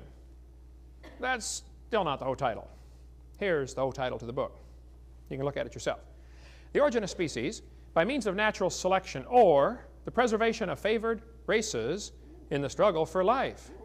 Oh, favored races. Now, Charlie, that's not politically correct. Well, back in 1859 it was. 1859, we had slavery in this country, folks. Racism was very popular, even in the non-slave states. They didn't want them to be enslaved, but they still thought they were inferior in many cases. Darwin thought natives were just advanced animals. Darwin said in the book Descent of Man, another book he wrote, he said, at some future period, not very distant as measured by centuries, the civilized races of man will almost certainly exterminate and replace the savage races throughout the world. Now, if a professor said that today, how long would he keep his job? By the way, you ought to go read the old newspapers. I mean, like 100 years ago, and see how they talked about the Indians as being savages. They always referred to them as savages, like they're inferior somehow. Darwin said in his book, thus from the war of nature, from famine and death, the most exalted object we are capable of conceiving, the production of higher animals, directly follows. See, Darwin's philosophy was messed up. He thought the more war, the more famine, the more death you have, the faster things evolve. The question is really very simple. Did man bring death into the world? Or did death bring man into the world? Could not be more opposite. Darwin's philosophy says death brought man into the world. Now, you have to understand, in 1859, when this book came out, slavery was legal in many parts of the world. By the way, there's still slavery going on today in many parts of the world. Okay? Negroes were bought and sold like cows. You owned them like property. You could do with them as you please. They had absolutely no rights. Now, Henry Fairfield Osborn, who was the curator at the American Museum of Natural History, said, the standard of intelligence of the average adult Negro is similar to that of the 11-year-old youth of the species Homo sapien. He's trying to get across the idea that Negroes are a different species, isn't he? That's racism.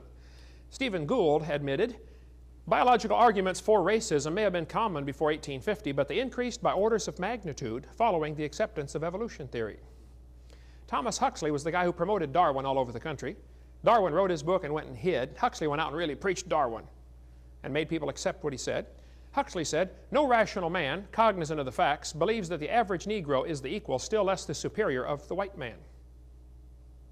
These are the guys who promoted Darwin. A guy named Kingsley, who was an Anglican priest who really promoted Darwin. Also, you know, if it hadn't been for the church accepting Darwin in the 1850s and 60s, the scientists rejected it at first. They said, what a dumb theory. It was the Christians that accepted it. Kingsley said, the black people of Australia, exactly the same race as the African Negro, cannot take in the gospel.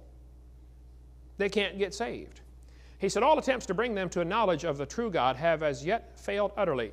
Poor brutes in human shape, they must perish off the face of the earth. They're inferior species. Brother, I was working in Longview, Texas at a church there. I was out 2 in the morning going to the store to get my wife some milk or something. I forget what it was, and I get one of the babies something at that time. And some guy had gotten drunk, and he turned his car down what he thought was a street, but it was a railroad track. He drove about 30 feet, and the car bottomed out, and he's stuck on the tracks, And he's standing out there looking at his car. What happened here, He's drunk. And so I stopped to go see what I could do to help, and another guy stopped, and we're pushing this car back off the railroad tracks before a car comes along and turns it into a tin can, And this guy said, what are you doing out here in the middle of the night? It was an all-black neighborhood, right by the big ghetto housing project there. I said, I came by here to see if any of my friends are up, because I know a bunch of people here in the housing project in the ghetto here, and I bring a lot of these folks to church. He said, you bring them to church? I said, yeah, I drive a bus, come in here every Sunday, bring a lot of them to church. He said, these people are all black. I said, yeah, so what? He said, well, why do you bring them to church? I said, well, I try to get them saved and, help them learn the Bible and go just like Jesus told me to do. He said, what do you mean get them saved? They don't have souls. I said, are you part of the KKK? He said, yeah, how'd you know? Oh, just a lucky guess, Well, listen, you idiot, they do have souls as much as you do. The color of your skin makes no difference. In Part 7, we talk about where the races come from. There aren't any races. There's one race called the human race. Now, there are different skin colors. I can show you different skin colors of cows, too. Black cows, brown cows, and white cows. But they all look the same in the meat locker. And they all taste the same on the hamburger, okay? And all humans are the same, regardless of the color of their skin. Here's the Mormon Church's teaching, though, about Negroes. The Mormon Church teaches Negroes in this life are denied the priesthood. Negroes are not equal with other races. It's the Lord's doing. It's based on His eternal laws of justice and grows out of a lack of spiritual valiance of those concerned in their first estate. When I was living over on Burgess Road, I had 2 Mormon missionaries come knock on my door. They said, Mr. Hovind, we'd like to talk to you about the Lord. I said, that'd be great. Which Lord would you like to talk about, yours or mine? They said, oh, we worship the same God. I said, no, we don't. I said, tell me, fellas, does your God have a body like mine? They said, oh, yeah. I said, well, my Bible says God's a spirit, and they that worship Him must worship Him in spirit and in truth. See, if He has a body, He can only be in one place at a time. But if He's a spirit, He can be in all places at all times, simultaneously. I said, does your God live on the planet Kolob, K-O-L-O-B? They said, yeah, we believe He does. I said, does your God have thousands of wives? They said, yeah, we believe He does. I said, does your God have normal physical relations with those wives and beget spirit babies in heaven? They said, yeah, we believe He does. I said, now, do you guys believe that if the spirit baby is a valiant spirit baby, if it's a good spirit baby in heaven, when it comes to earth, it gets a white-skinned body? But if it's a bad spirit baby, it gets a black-skinned body. Is that what you believe? They said, well, you're not supposed to know that, but yeah, that is what we believe. By the way, that is what they believe. I said, now, fellas, let me see if I understand this. Now, your God in heaven supplies a spirit baby for every human baby born on earth. Is that right? They said, that's right. I said, okay, fellas, now listen. I know you have the little tag that says elder, even though you're 17. But I said, fellas, I've been married 30 years now. I got 3 kids. I've got grandkids. I taught biology and anatomy. I used to raise hamsters. I said, did you know there are 2 babies born every second? 2 per second. 24 hours a day, 7 days a week. I said, and your God supplies a spirit for every one. When does He get time to answer your prayers? Boy, they knocked the dust off their feet, and I guess I was anathema from then on because they never came back, brother. I don't know. I wanted to talk to them some more, but they didn't want to talk to me no more. That's a dumb idea that you could black spirit babies up in spirit babies in heaven. This is dumb. This is crazy, okay? It's not true. We're all equal. This Mormon apostle said, In a broad sense, caste systems have their root and origin in the gospel. It's by divine decree. He said, Cain, Ham, and the whole Negro race have been cursed with black skin, the mark of Cain.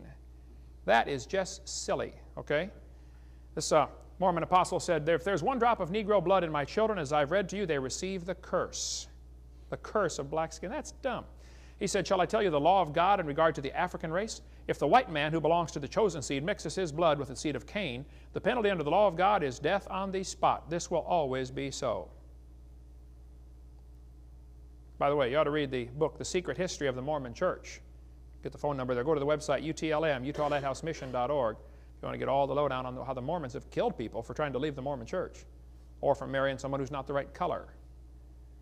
Now, I know I'm in the South, and I preach the same message all over the South. But if you think you're superior because of the color of your skin, you're wrong, you're stupid, and you're not right with God. Amen. Okay, I've brought thousands of black people to the Lord, and I intend to keep doing it, okay? And they're going to be in heaven whether you like it or not. But during the slave trade time in America here, the slaves were packed onto ships and brought over like cows. I mean, it was common for 20% of them to die. They would bring them on the ship and chain them to the deck, and that's where they stayed for 2 or 3 weeks. I mean, they ate, slept, and went to the bathroom, same place, for 2 or 3 weeks. They didn't get up. Brought them over. Miserable, miserable conditions they brought them into, and then sold them over here like cows. Now, praise God for the good people who tried to take care of them. You know, some people really were good to their slaves. But the whole concept of slavery is based on the idea that one person is superior because of the color of his skin or because of what he believes. This is goes right back to the evolution teaching. Now, some people thought the Aborigines from Australia were inferior because they have bigger jaw bones, which is true. Their jaws are bigger. If you study the jaw of an Aboriginal, the bone structure is heavier. And people say, see, that's proof of evolution. No, it's not. The Aborigines are a nomadic society. They don't want to carry a toolbox around, so they carry the minimum with them. And when they get to where they got to go, they have to make their own tools again. And they use their teeth as a vice. They're constantly using their jaws as well as their hands, anything they've got, okay? And any bodybuilder will tell you, the more you build your muscles, the bigger the bones grow. So a person who's always using his jaws, his masseter muscles, is going to end up with bigger bones in response to that. After a lifetime of using your teeth like they do, you're going to have big jaw bones. It's got nothing to do with evolution.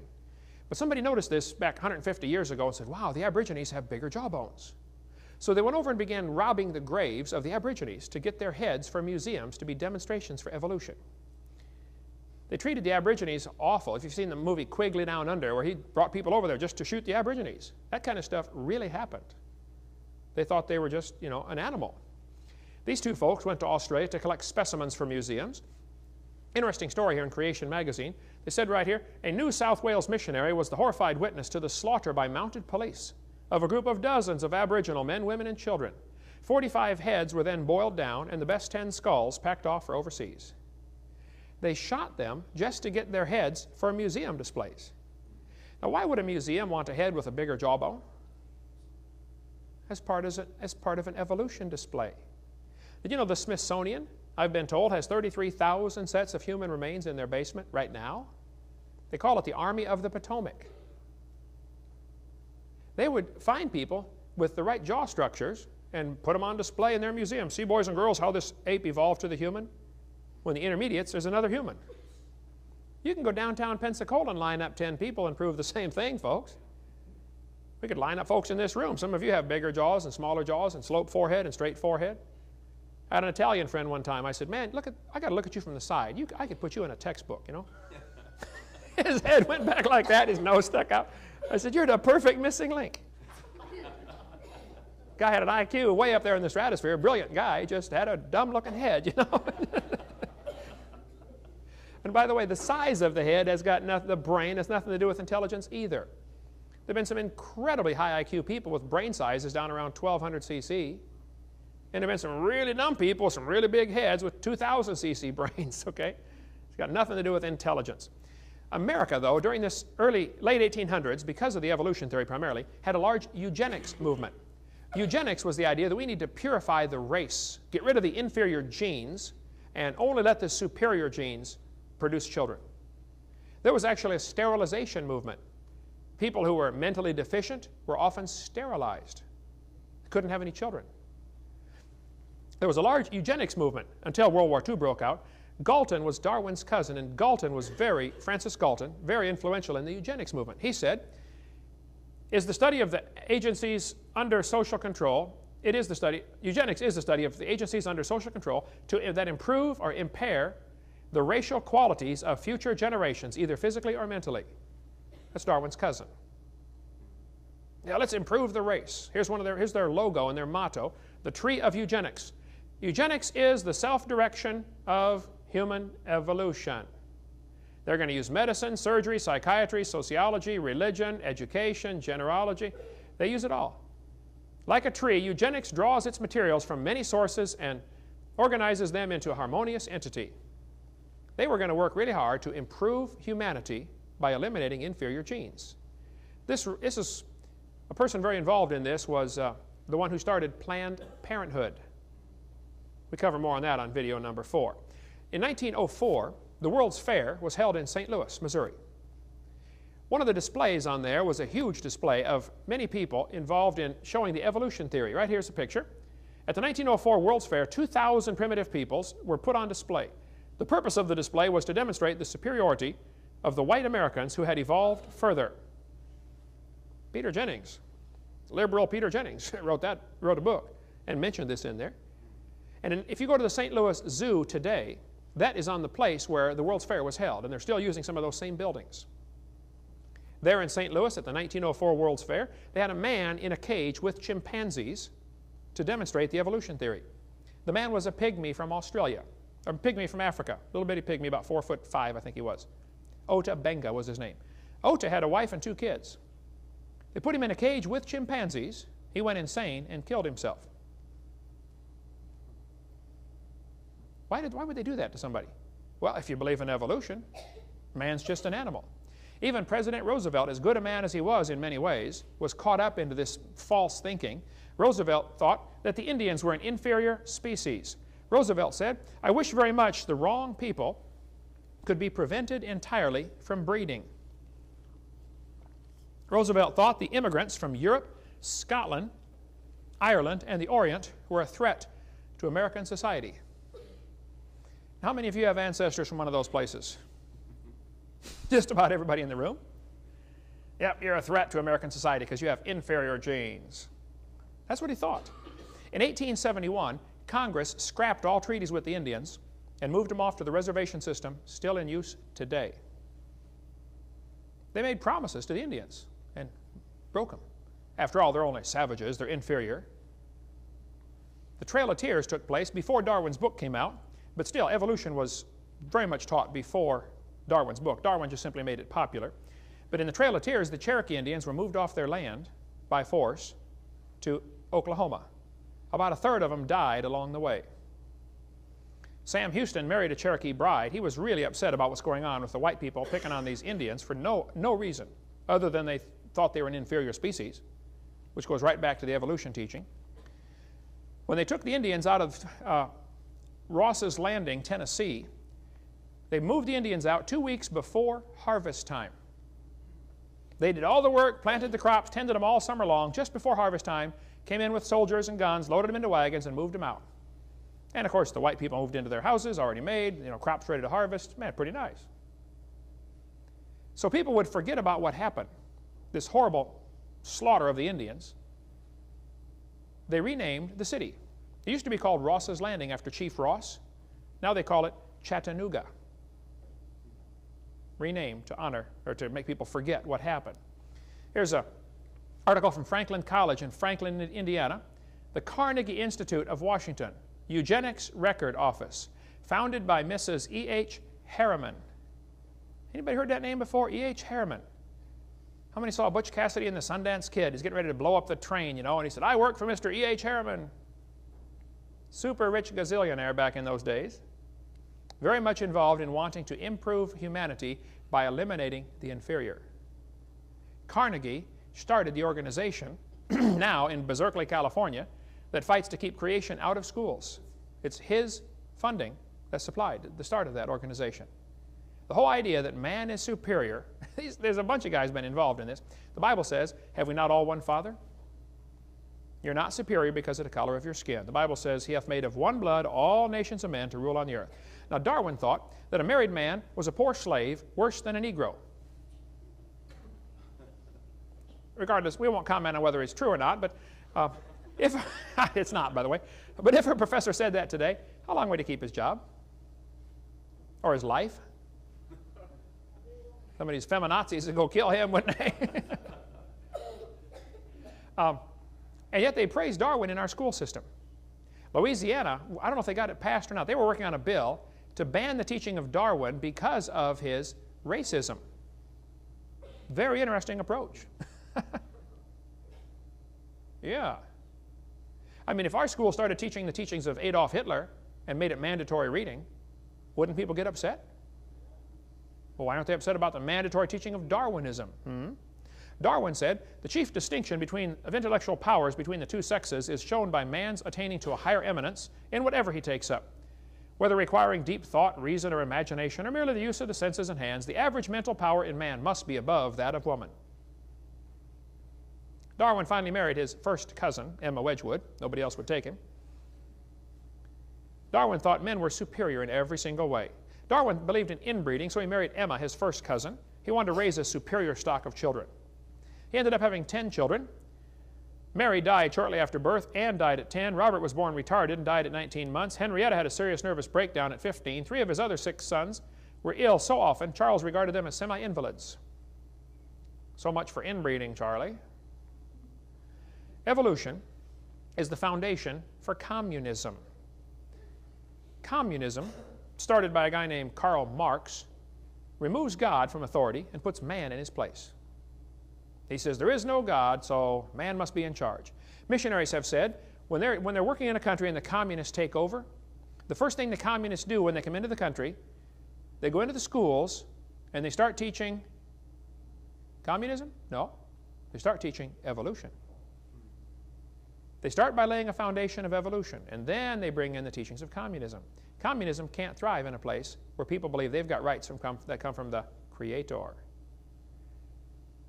And the creation movement in America is one of the biggest hindrances to the advancement of the New World Order.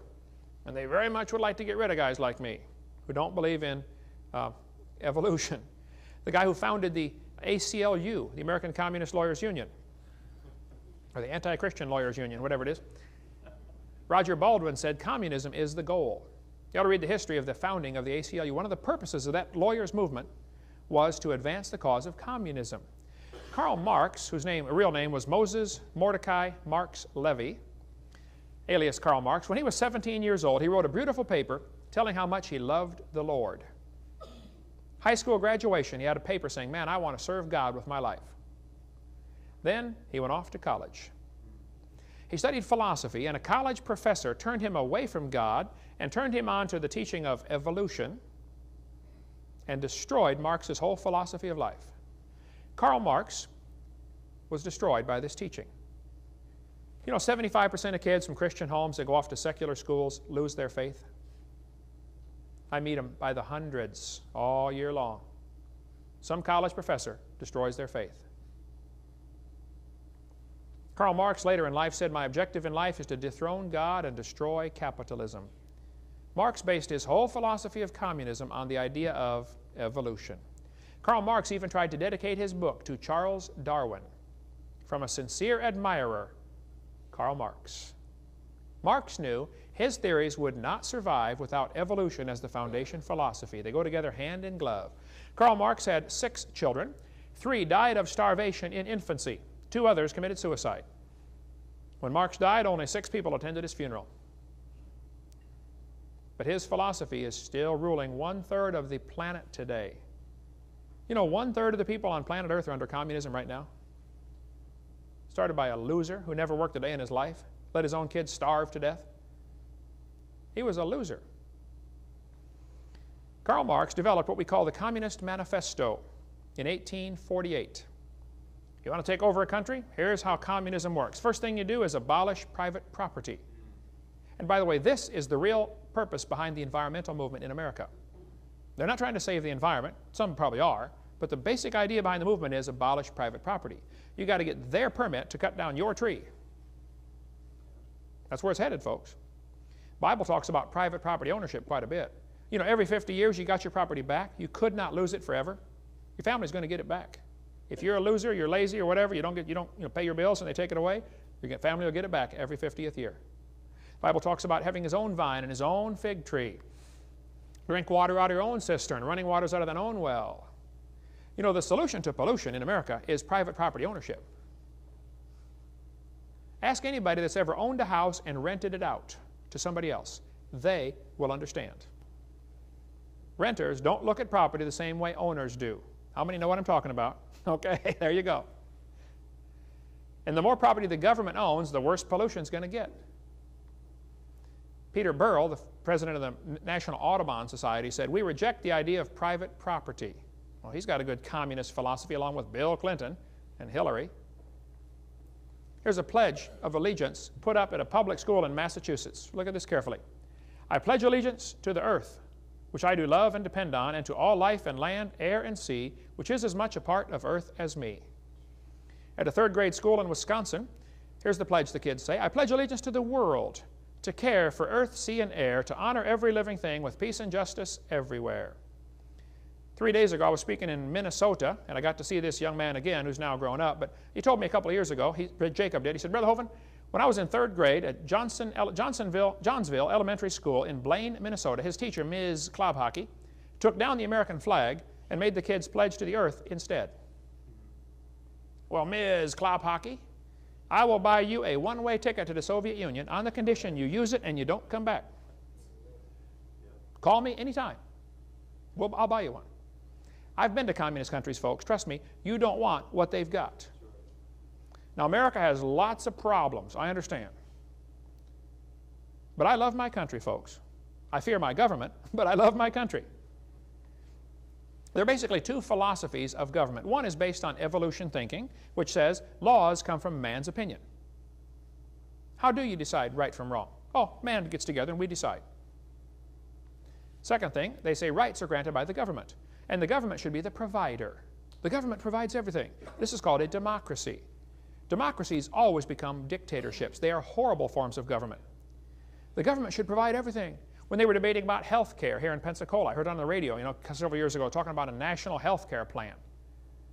I thought, did you know 70 to 80% of all health care costs are from self-induced problems? Somebody wants to drink or smoke or take drugs, and when they get sick, they want me to pay for it? They were debating on the radio here in one of the WCOA, I think it was, talking about should we have a national health care plan. I called in. I said, I think it was Luke I said, "Hey, Luke, I think we should have I got an idea here." I forget how I started off. I said, I forgot to change oil in my car, and I blew the engine. I think everybody should help me pay for it. They said, "Well, if you forgot to change oil and you blew your engine, that's your problem." I said, "Well, this is exactly the same idea with health care. If you don't want to take care of your health, I guess that's your business. But if you get sick, why should I have to pay for it? If you don't want to brush your teeth and floss your teeth, you do whatever you want. They're your teeth, but I'm not going to pay you to get you new ones. I got to take care of my own too, you know. If we're going to have universal health care, why not universal auto care? If you ever damage your car, the government will pay for it." How's that for an idea? How about universal house care? You got a problem with your house, you need new doors, you need new carpet, hey, the government will pay for it. How about the government pay all utility bills? You don't have to yell at your kids anymore. Shut the refrigerator. Do you realize what would happen in a hurry? The whole system would crumble. That's what the Canadians are just now trying to figure out. Wow, how come it's costing us so much for this health care? I haven't had any health insurance now for 14 years. I take my vitamins. A lot of them. I probably spend $40, $50 a month on vitamins and nutrition for me and my wife. Wow, that's a lot of money. Cheaper than $400 a month for health insurance, isn't it? And boy, when you get sick, it's neat. You go to the hospital, they have to do something, some kind of surgery. I remember one of my boys had surgery, and the hospital bill was like $4,500, for 2 hours in an outpatient place. So I called the different people. I called the anesthesiologist. I said, "Hello, sir. I notice your bill here is $1,500 for an hour and a half. Put him to sleep. I don't have any insurance. I do pay my bills, and I'll pay whatever I have to, but that seems kind of high for an hour and a half, He said, "Oh, you don't have insurance? Okay, let's make it $300. Just like that over the phone. I called the place that had the room, you know. I'm sure they had to change the sheets and put some new Band-Aids out and stuff, you know. And I said, listen, I saw your bill here was like, you know, $1,800. That seems kind of high for an hour and a half, you know, for your room. I just said, I don't have any insurance. They said, oh, you don't? Okay, let's make it $400. I got the bill down from, I think, $4,500 down to about $1,000, just over the phone with 5 phone calls. You don't have insurance? Oh, okay. The more people have insurance, the more it raises the price of everything. Now, I'm not against health insurance, okay, but I'm saying the philosophy here is what's important to understand. We got this crazy idea that the government's supposed to provide everything. Well, they'll be glad to do that, but along with that, they're going to take away all your freedoms. Our founding fathers said, we hold these truths to be self-evident. All men are created equal. For instance, who gives you the right to have a church? Then why do we ask the government for permission? You know, just about every church in America now has become 501c3 incorporated because they want to get a government handout. You ought to get the book Hush Money, or the bigger version of it, In Caesar's Grip, by Peter Kershaw, a good friend of mine.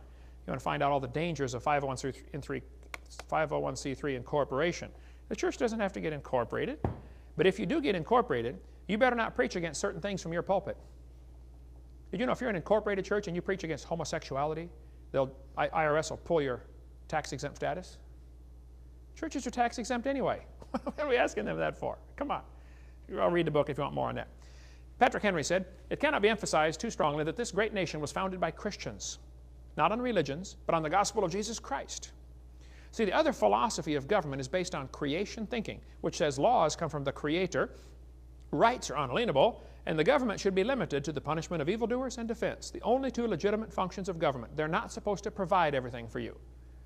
You ought to read Davy Crockett's story about, he's out, you know, a neighborhood burned in Washington, D.C. when Davy Crockett was senator or something like that.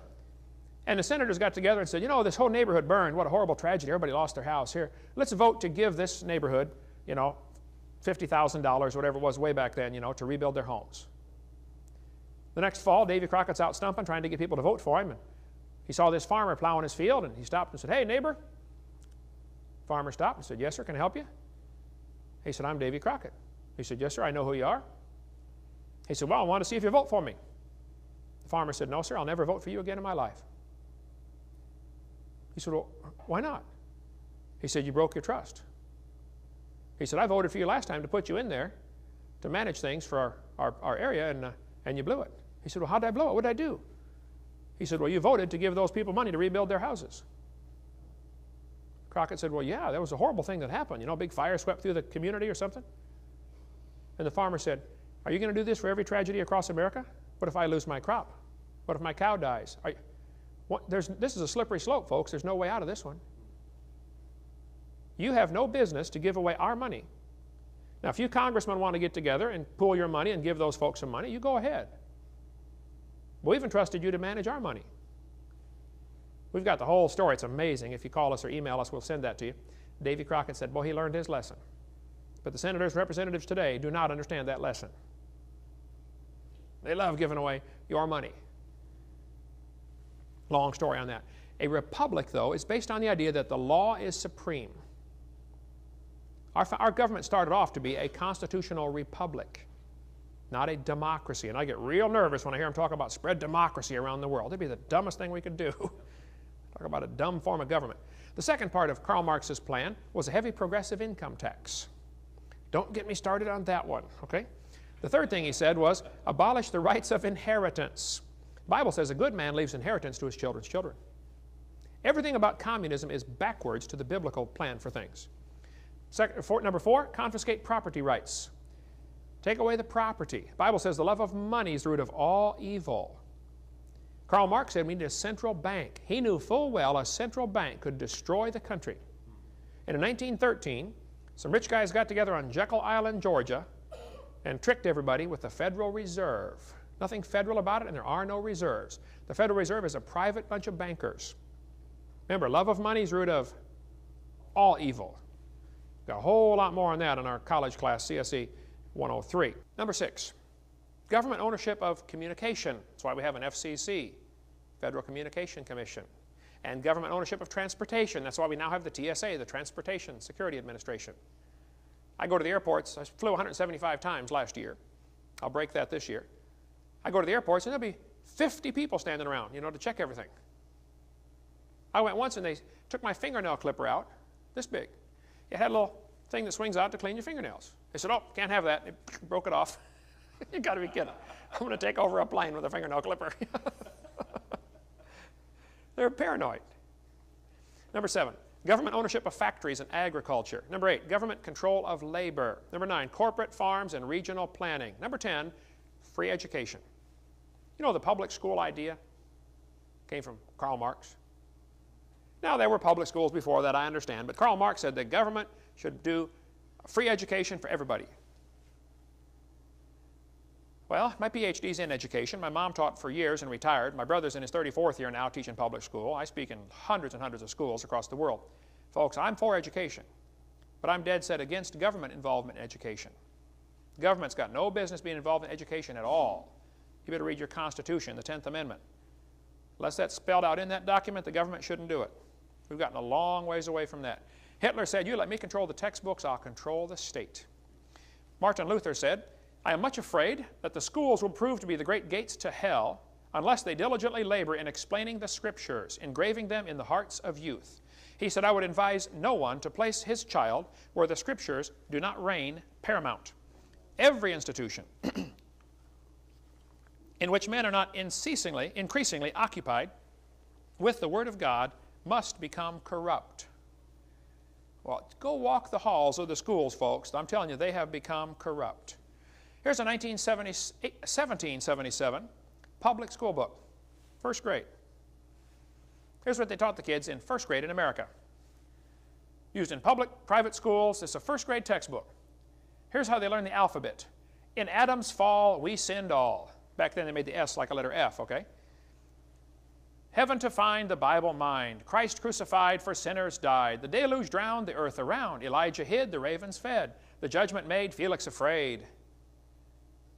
Public school textbook. Interesting.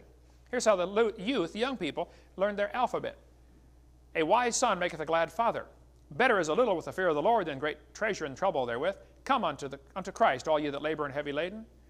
Do not the abominable thing which I hate, saith the Lord. That's a public school textbook, folks.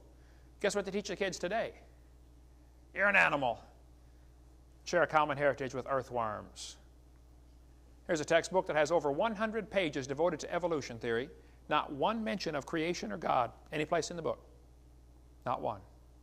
What has happened, folks? The United Nations has already declared. They had a World Declaration on Education for All in 1990, called for the nations of the world to adopt a common education system, complete with implementation timetables and recommended curriculum.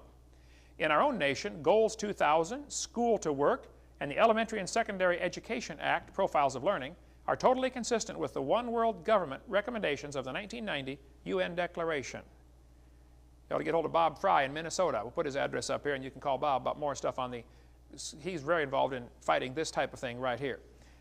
A humanist said in the Humanist magazine, John Dunfree said, the battle for mankind's future must be waged and won in the public school classroom by teachers who correctly perceive their roles as proselytizers of a new faith that will replace the rotting corpse of Christianity. This guy said, every child who enters school at age 5 is mentally ill because he comes to school with allegiance toward our elected officials, founding fathers, institutions, government, patriotism, nationalism, sovereignty.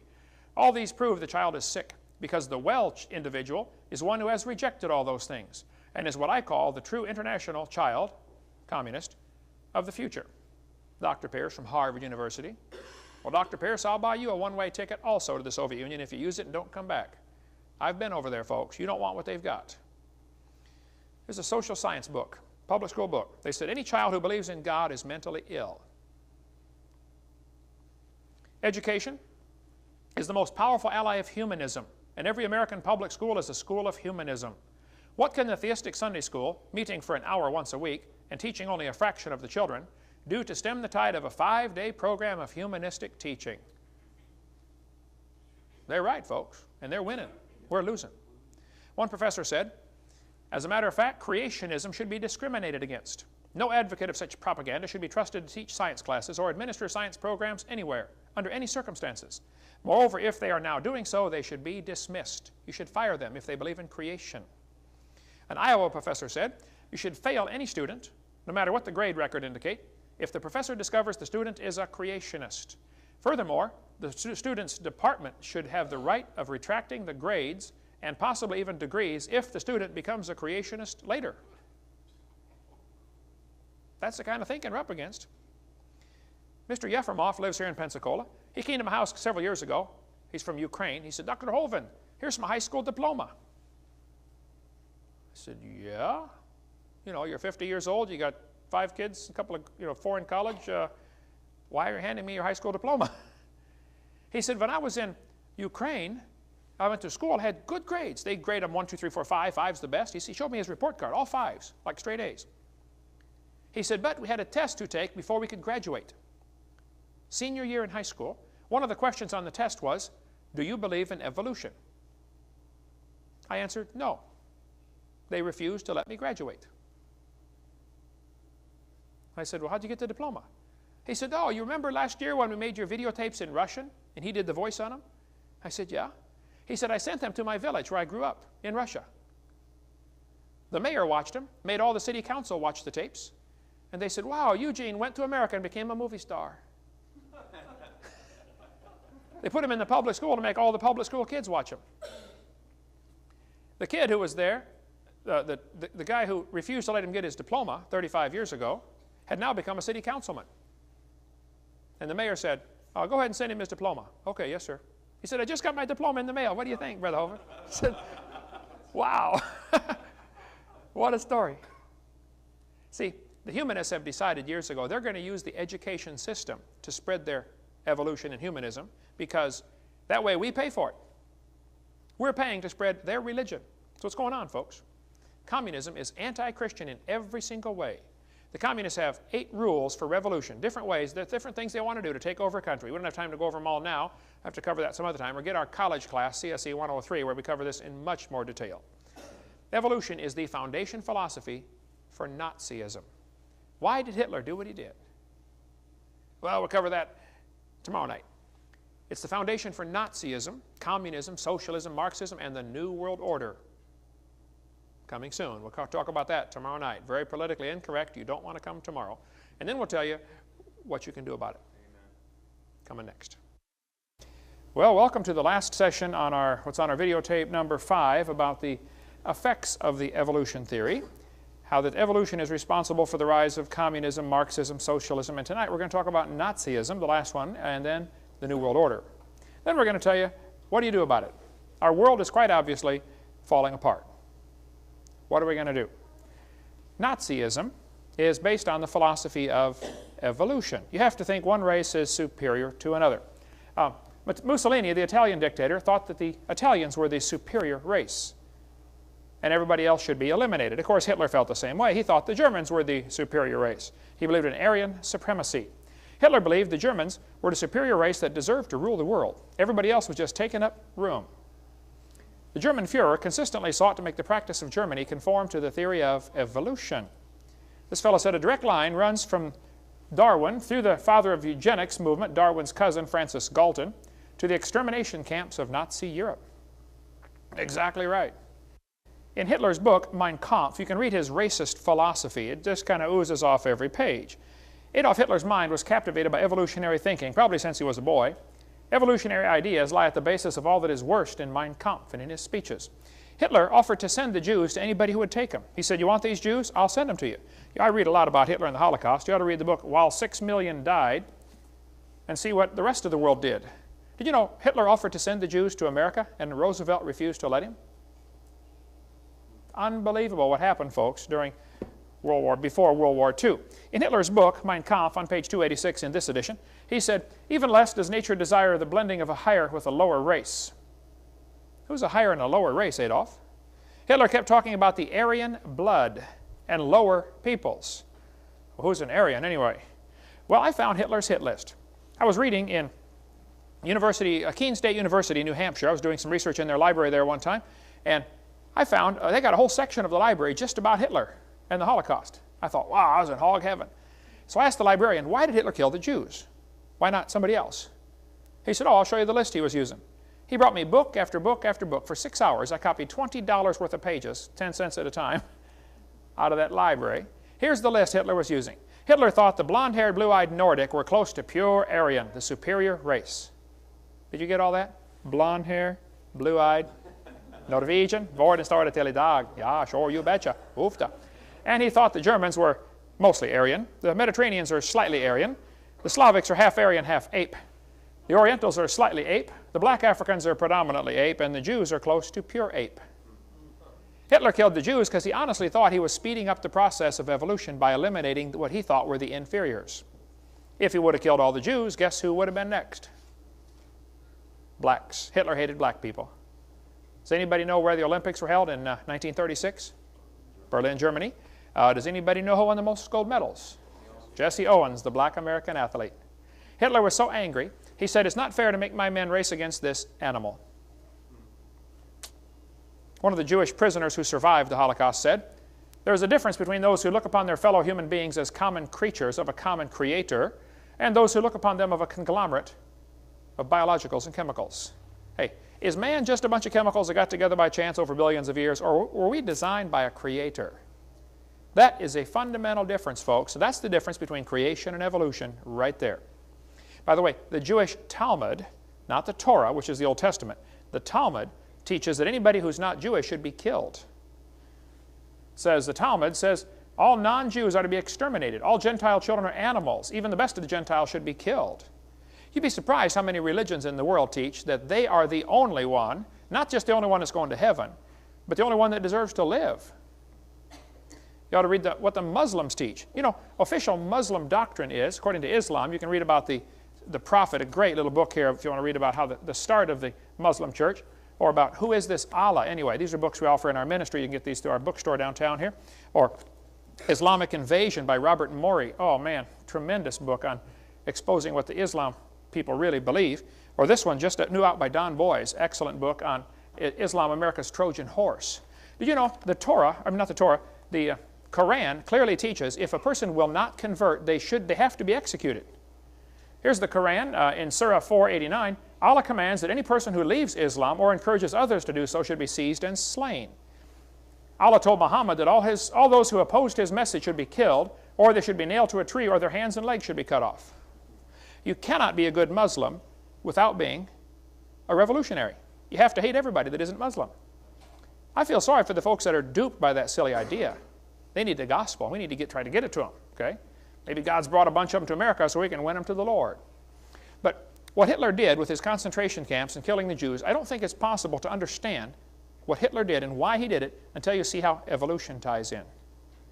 Hitler thought he was speeding up the process and doing the world a favor by getting rid of the inferior genes. He killed at least 6 million. I've been to Germany 3 times. I read lots of books about Hitler and the Holocaust just to keep my blood boiling. What Hitler did was a direct result of his belief in evolution.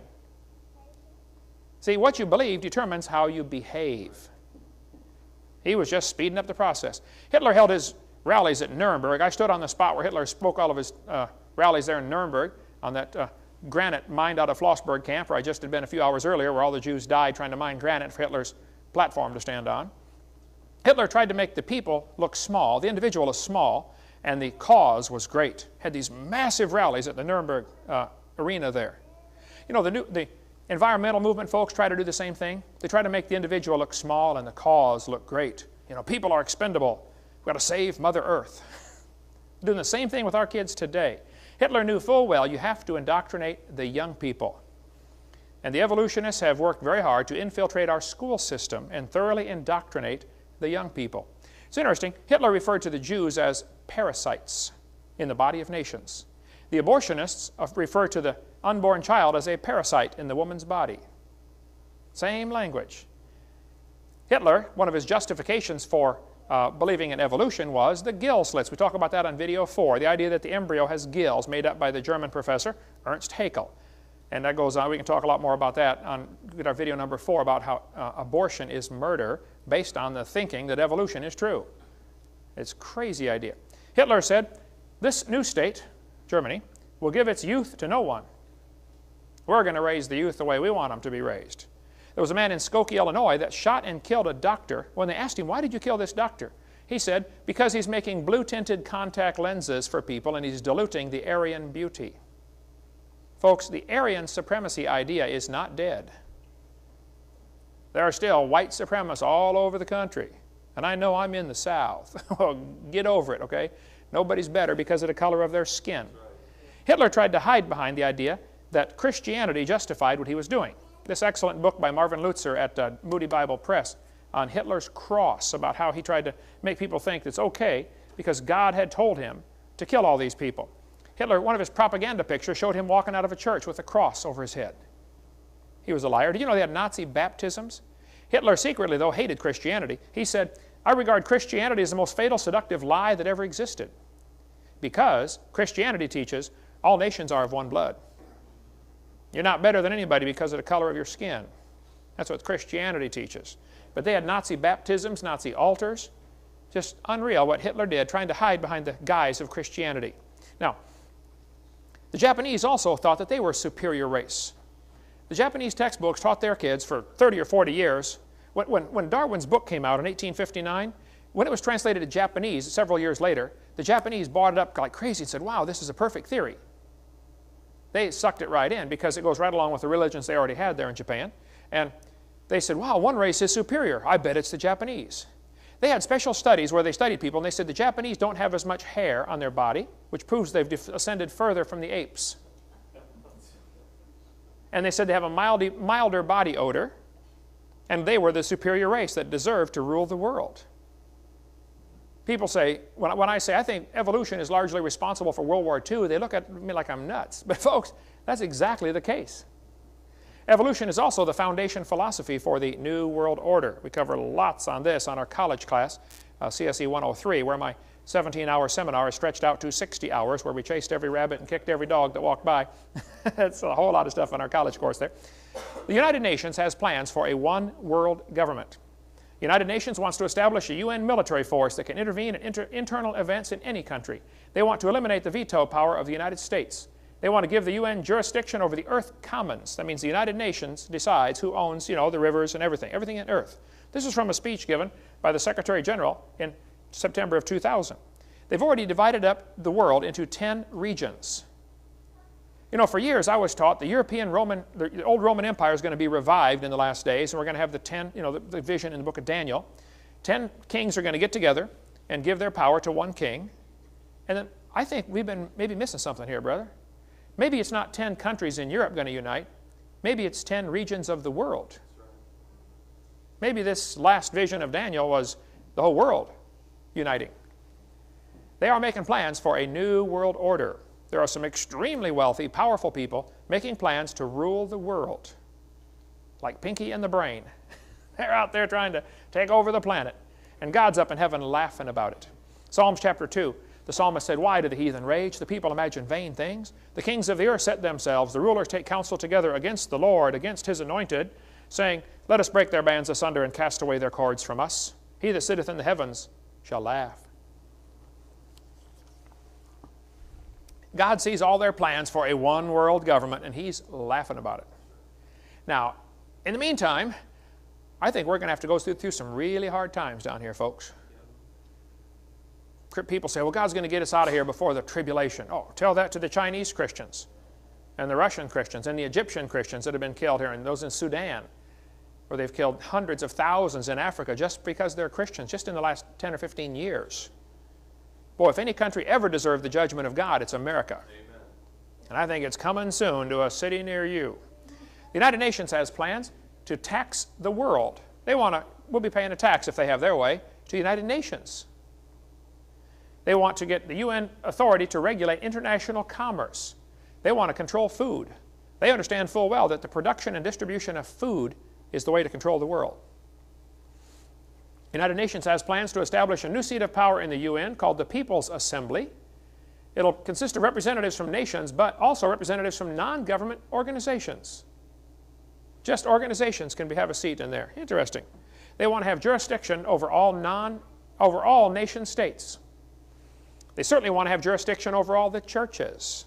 And many churches have already stuck their head in the noose by becoming incorporated, and they don't realize what they've done. There's a good book if you want to read more on that. You can get it from our website right or right here in our bookstore, In Caesar's Grip, about how the incorporation process, 501c3, has trapped churches where they cannot speak out on certain topics. Man, 100 years ago, the politicians were scared stiff of the pastors because they just get up there and preach. You know, Senator Jones is a whoremonger. Well, today, if you talk about politics, they'll jerk your 501c3 status. And so Christians say, well, we can't talk about certain topics in the pulpit. Well, then you're not serving God. If you're a prophet of God, you say what God told you to say. If it hair lips the devil, then tough. It goes back to the two basic philosophies of government. You know, evolution based on man's opinion and creation based on laws come from the Creator. He gives us rights to have churches. He gives us rights to speak the truth. Our founding fathers said, when it comes in the course of human events, it becomes necessary for one people to dissolve the bands which have connected them to another. They said, we hold these truths to be self-evident. All men are created equal. They're endowed by their Creator with certain rights. They kept talking about the right of the people because of the fact they were created by God. When you get a bunch of people together who believe they were created, they don't make good slaves. They're going to throw the tea in the harbor and start a big war. And so the guys who would like a new world order are fighting very hard to not let creation into the schools, because the schools are their primary method of teaching their evolution theory, which says rights come from government, not from God. This fellow said, fundamentalist parents have no right to indoctrinate their children in their beliefs. We are preparing their children for the year 2000 in life in a global one-world society, and those children will not fit in. They want to prepare our kids for a new world order. And boy, it's working, folks. 75% of kids from Christian homes that go to secular schools lose their faith after 1 year of college. There's a great book called The Medusa File by Craig Roberts, excellent book on the government cover-ups of all sorts of things that have been covered up. Did you know how many prisoners of war were left behind when we fought World War II, when we fought in the Japanese theater, and when we fought Vietnam? Those prisoners of war were taken off to be coal miners up in the Soviet Union and in China. They just disappeared into slave labor camps. And some leaders in our government knew about it and said, oh, it's not worth messing with, just let them go. There's some still alive over there. Read this book, The Medusa File, if you want to get more on that. If you want to understand the conspiracy that's right now Satan is using to control the world, there are so many good books you can read about this. I've got several on the table here. There are different groups with their smoke-filled rooms trying to control the world. There's a meeting, there's a committee of 300 Jewish financiers, all masters of lodges, who rule the world according to Protocols of Zion. Now, I get criticized for recommending the Protocols of Zion. I understand the book was written so that if it was found, it would be blamed on the Jews. It's actually the bankers. But they kept calling it, wrote it as if the Jews are going to do this and the Jews are going to do that. I tell you what, you read it, it's all come true in the last 100 years. And people say, that's a bad book, Brother Hovind. Well, yeah, it is, but it reveals their plan for the world, but it was not written by Jews. It was written by financiers, moneylenders, and shows their plan to rule the world. There's a book called The Committee of 300, showing the 300 top people who really make the decisions on this planet to decide when we're going to have a war and when we're going to have a depression and a recession. Get more on that. See, a lot of these crises that we face are man-made, intentionally made. I don't know if you saw the video of the airplane flying into the Twin Towers, but there's a video on the internet you can watch showing an F-15 flying right beside it, guiding them into the Twin Towers. They slow the tape down and show it frame by frame. Interesting. I'm not sure what all happened that day, folks. I'm not sure if anybody's sure what all happened that day. But they will develop a crisis just so they can get their goals accomplished. Some of these guys would like a new world order, a one-world government, and they're not against killing 3,000 or 4,000 people if it helps their cause. Like blow up the Oklahoma City building just so we can, eliminate the militia groups that are getting a little out of hand, Or just so we can get more homeland security measures. I can't even carry my pocket knife on the plane now. Well, the Civil War was deliberately done in order to get more toward a one-world government. So was World War I. The 1929 Depression was deliberately caused to get people to come in and get a Social Security number, which, by the way, is a voluntary system. The Cuban Missile Crisis was deliberate. See, the Russians, they have a technique. They say we'll take 2 steps forward and 1 step back, and everybody thinks we retreated. They wanted a missile base. They wanted a military base in Cuba. So they put in a military base and missiles. Kennedy huffed and puffed about the missiles, the big missile crisis in '62, and they took the missiles out, we think. and left a military base. 2 steps forward, 1 step back, they're further toward the goal. They've done that all over the world. Oklahoma City was blown up by apparently some terrorists, obviously, but it wasn't the truck bomb in the street that blew that building up, folks. There's a whole lot more to it than that. You want to get a hold of Ben Parton, the Air Force general in charge of explosives. He said, I know what blows buildings up. I've been doing this for 30 years. He said a truck bomb did not blow up that building. There were bombs in the basement around the pillars, sheared the pillars off. Talk to Ben Parton. There's his phone number right there if you don't believe me. Got a great videotape about that. In order to get anti-terrorism legislation passed that had been stalled in Congress, that's why I think those buildings came down. The TWA bombing was done deliberately to get rid of some people who were going to go testify against Bill Clinton, apparently. There's been so many conspiracies, and I read all this stuff and listen to all these things and read lots of books on it. But folks, it doesn't matter in a bigger sense. I think we as Christians need to be wise as serpents and harmless as doves. I'm going to share with you tonight what I think the solution is. What should we be doing in light of the fact that there's a new world order coming down upon us and Christians are not going to be welcome? This fellow said, we're on the verge of a global transformation. All we need is the right major crisis and the nations will accept the new world order. I'll tell you what, when they're bombing your cities, people will give up their rights in order for safety. I think it was Ben Franklin said, those who will give up their rights for peace and security will have neither peace nor security. The Bible says, this know also in the last days perilous times shall come. Folks, there are bad times coming. I'm not going to get up here and say, everything's going to be fine. I feel like something good's about to happen to you. I feel like something bad's about to happen to everything. Okay? Get ready. I got 2 grandkids, more coming. I'm not excited about bad times coming, but folks, it's coming. That's right. What they do, they think of some excuse, create a crisis so the president can declare martial law, which of course sets aside the Constitution. Presidents are now actually ruling by executive order. There have been 13,000 of these given. Abraham Lincoln gave the first one ever in America, ordering 75,000 troops to invade the South. As it was Lincoln's War, not the Civil War. Another long story on that one. We covered that on seminar on a college class, CSE 103. What they'll do, these rich folks will get in their mind what they want to accomplish, how to get more control over the world, and then they develop a crisis to get people to do what they want. They are laying plans for a one-world government. And now the presidents, ruling by executive orders, have totally bypassed the Constitution. We could talk for hours on the executive orders. I've got a list of quite a few of them here. In case of an emergency, though, they have the authority to take over all food supplies, take over all vehicles. If your vehicle is state registered, they can come take it if they want it. Commandeer your vehicle. They can take away all the American people for workforces. They have to take over all the health, education, and welfare facilities, take over all the airports, register all men and women for the draft, force relocation centers, take over all the railroads, inland waterways, storage facilities. FEMA is going to provide the muscle to do this. The Federal Emergency Management Act. Those are the guys to watch, the ones that make me real nervous. They're going to be the enforcers. See, no dictator can really do anything without somebody to enforce his will on the people. Hitler never shot anybody, but people did. On March 17, 2003, George Bush told the Iraqi soldiers to disobey if they're given orders to use poison gas or set the wells on fire, didn't he? How many heard that?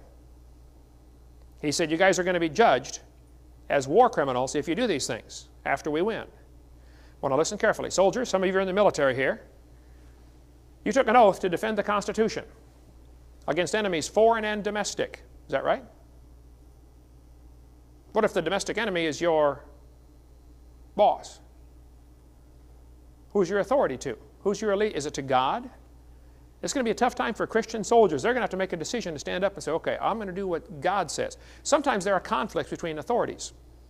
Kids know this. They try to get mom to say one thing and dad to say another. Try to create a conflict in the authority chain, right? Kids are good at that. Well, God's the ultimate authority. And if I was a soldier, I would serve my country and I would obey orders until there was an order to disobey something God had said to do. That's where you draw the line. I'm sorry, I just simply can't do that, sir. I refuse. You say, they're going to court-martial me. Oh, so money's more important than God's will, huh? That's what it boils down to. That sometimes it is always right to disobey evil orders. Many of you took an oath to defend this Constitution. Now, do it. Tyrants cannot succeed without enforcers. Hitler never shot anybody. He told people to do it, and they did it for him. Okay, who's doing all this, and why, and what are we supposed to do about it? There are many people involved in the plans for the New World Order. We have the United Nations. We have the World Council of Churches. We have the Council of Foreign Relations. You want to get more on that? You'd want to read, and a lot of these books are referenced on my website, where you can get more information on these books that are, if you want to go down deep on these topics. There's the Trilateral Commission, the Bilderbergers, the International Monetary Fund, IMF, the International Bankers, the Club of Rome, the Communists, the Socialists, the National Education Association, NEA, very much involved. And by the way, teachers, if you're a teacher in a public school, get out of the NEA. Quit paying them your dues. Don't support them. You should read the stuff that they support and that they're for. If you're a Christian and you love God and you're a public school teacher, quit the NEA. You say, but I won't get insurance. There are other places to get insurance, for one thing. Number two, money doesn't dictate right and wrong.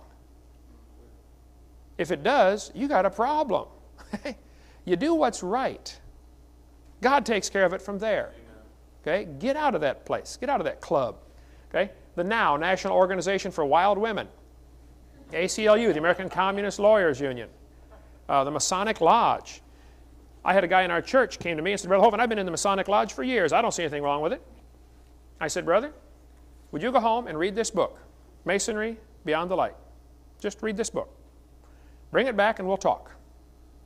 He brought it back 2 weeks later and said, well, I quit the lodge and I've got 4 of my other brothers to quit the lodge also, brother. Thank you so much for giving me that book. Most of the guys that I know in the Masonic Lodge, including some very close friends of mine, don't really have a clue what they're in. They don't realize till they get to the top. It's a satanic organization. I'll show you. Here's the oath. General Pike said, that which we must say to the crowd is, we worship a God, but it's a God that one adores without superstition. To you sovereign grand inspectors general, we say this, that you may repeat it to the 32nd, 31st, and 30th degrees. The Masonic religion should be by all of us initiates of the higher degrees, maintained in the purity of the Luciferian doctrine. Yes, Lucifer is God. When the Mason learns that the key to the warrior on the block is the proper application of the dynamo of living power, he has learned the mystery of his craft. The seething energies of Lucifer are in his hands. And before he may step onward and upward, he must prove his ability to properly handle energy. You can read Scarlet and the Beast if you want to go down real deep on the Masonic Lodge, or this one, Beyond the Light. You can get it from Chick Publications or call our office. We can get you one. The Bible says we're not supposed to swear at all, right? Have you read the Masonic oath that they swear? This is just the first one. They go through many oaths in this process. They say, I, put their name in there, do hereby swear that I will always conceal and never reveal any of the secrets of Freemasonry to any person. If I do, I consent to having my throat cut from ear to ear, my tongue torn out by the roots, my body buried in the sands of the sea at low water mark. Can you imagine Jesus saying something like that? Have we gone nuts? The Bible says, swear not at all. Get out of that club. Just quit, okay? Quit supporting them. If you get all that free time on your hands, go do something around the church. Go win somebody to Christ. Amen. Jesus said, I've done nothing in secret. Why do they have their secret clubs, their secret handshakes, where you hold the second knuckle, depending on what degree you're in, all these different secret handshakes, and the secret way that they stand, Judge, put their hand like this, I'm in distress, rescue me, Judge. The judge is probably a Mason too.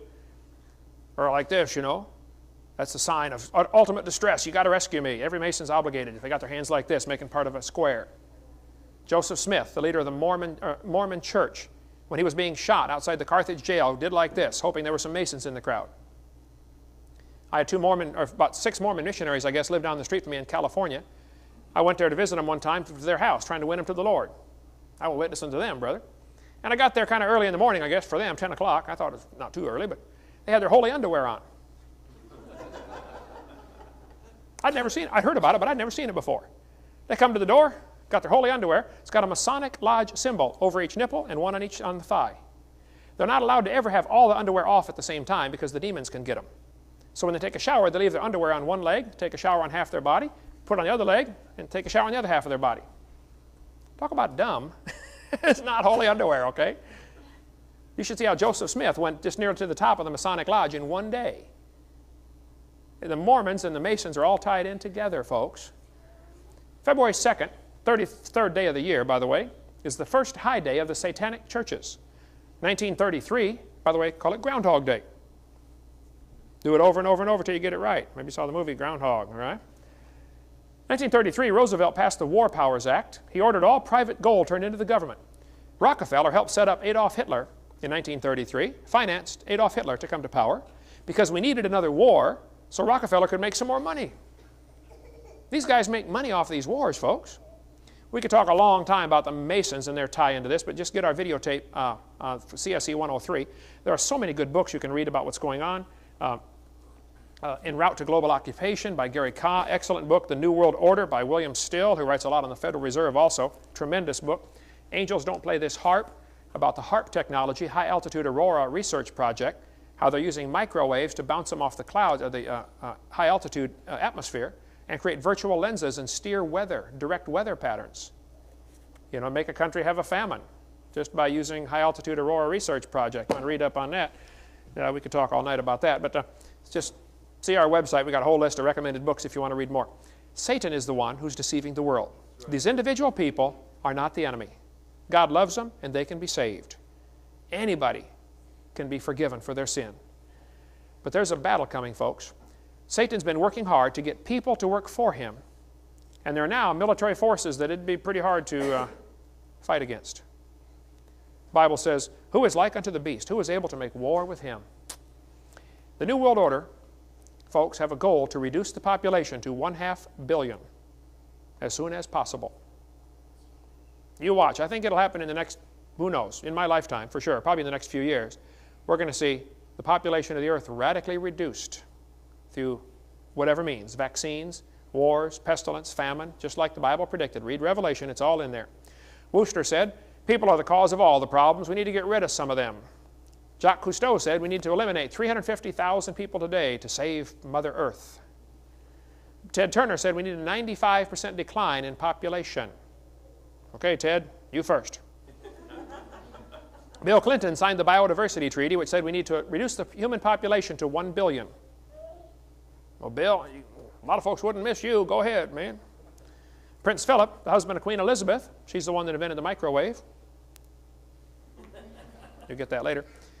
Prince Philip said, if I could be reincarnated, I would wish to return to Earth as a killer virus to lower human population levels.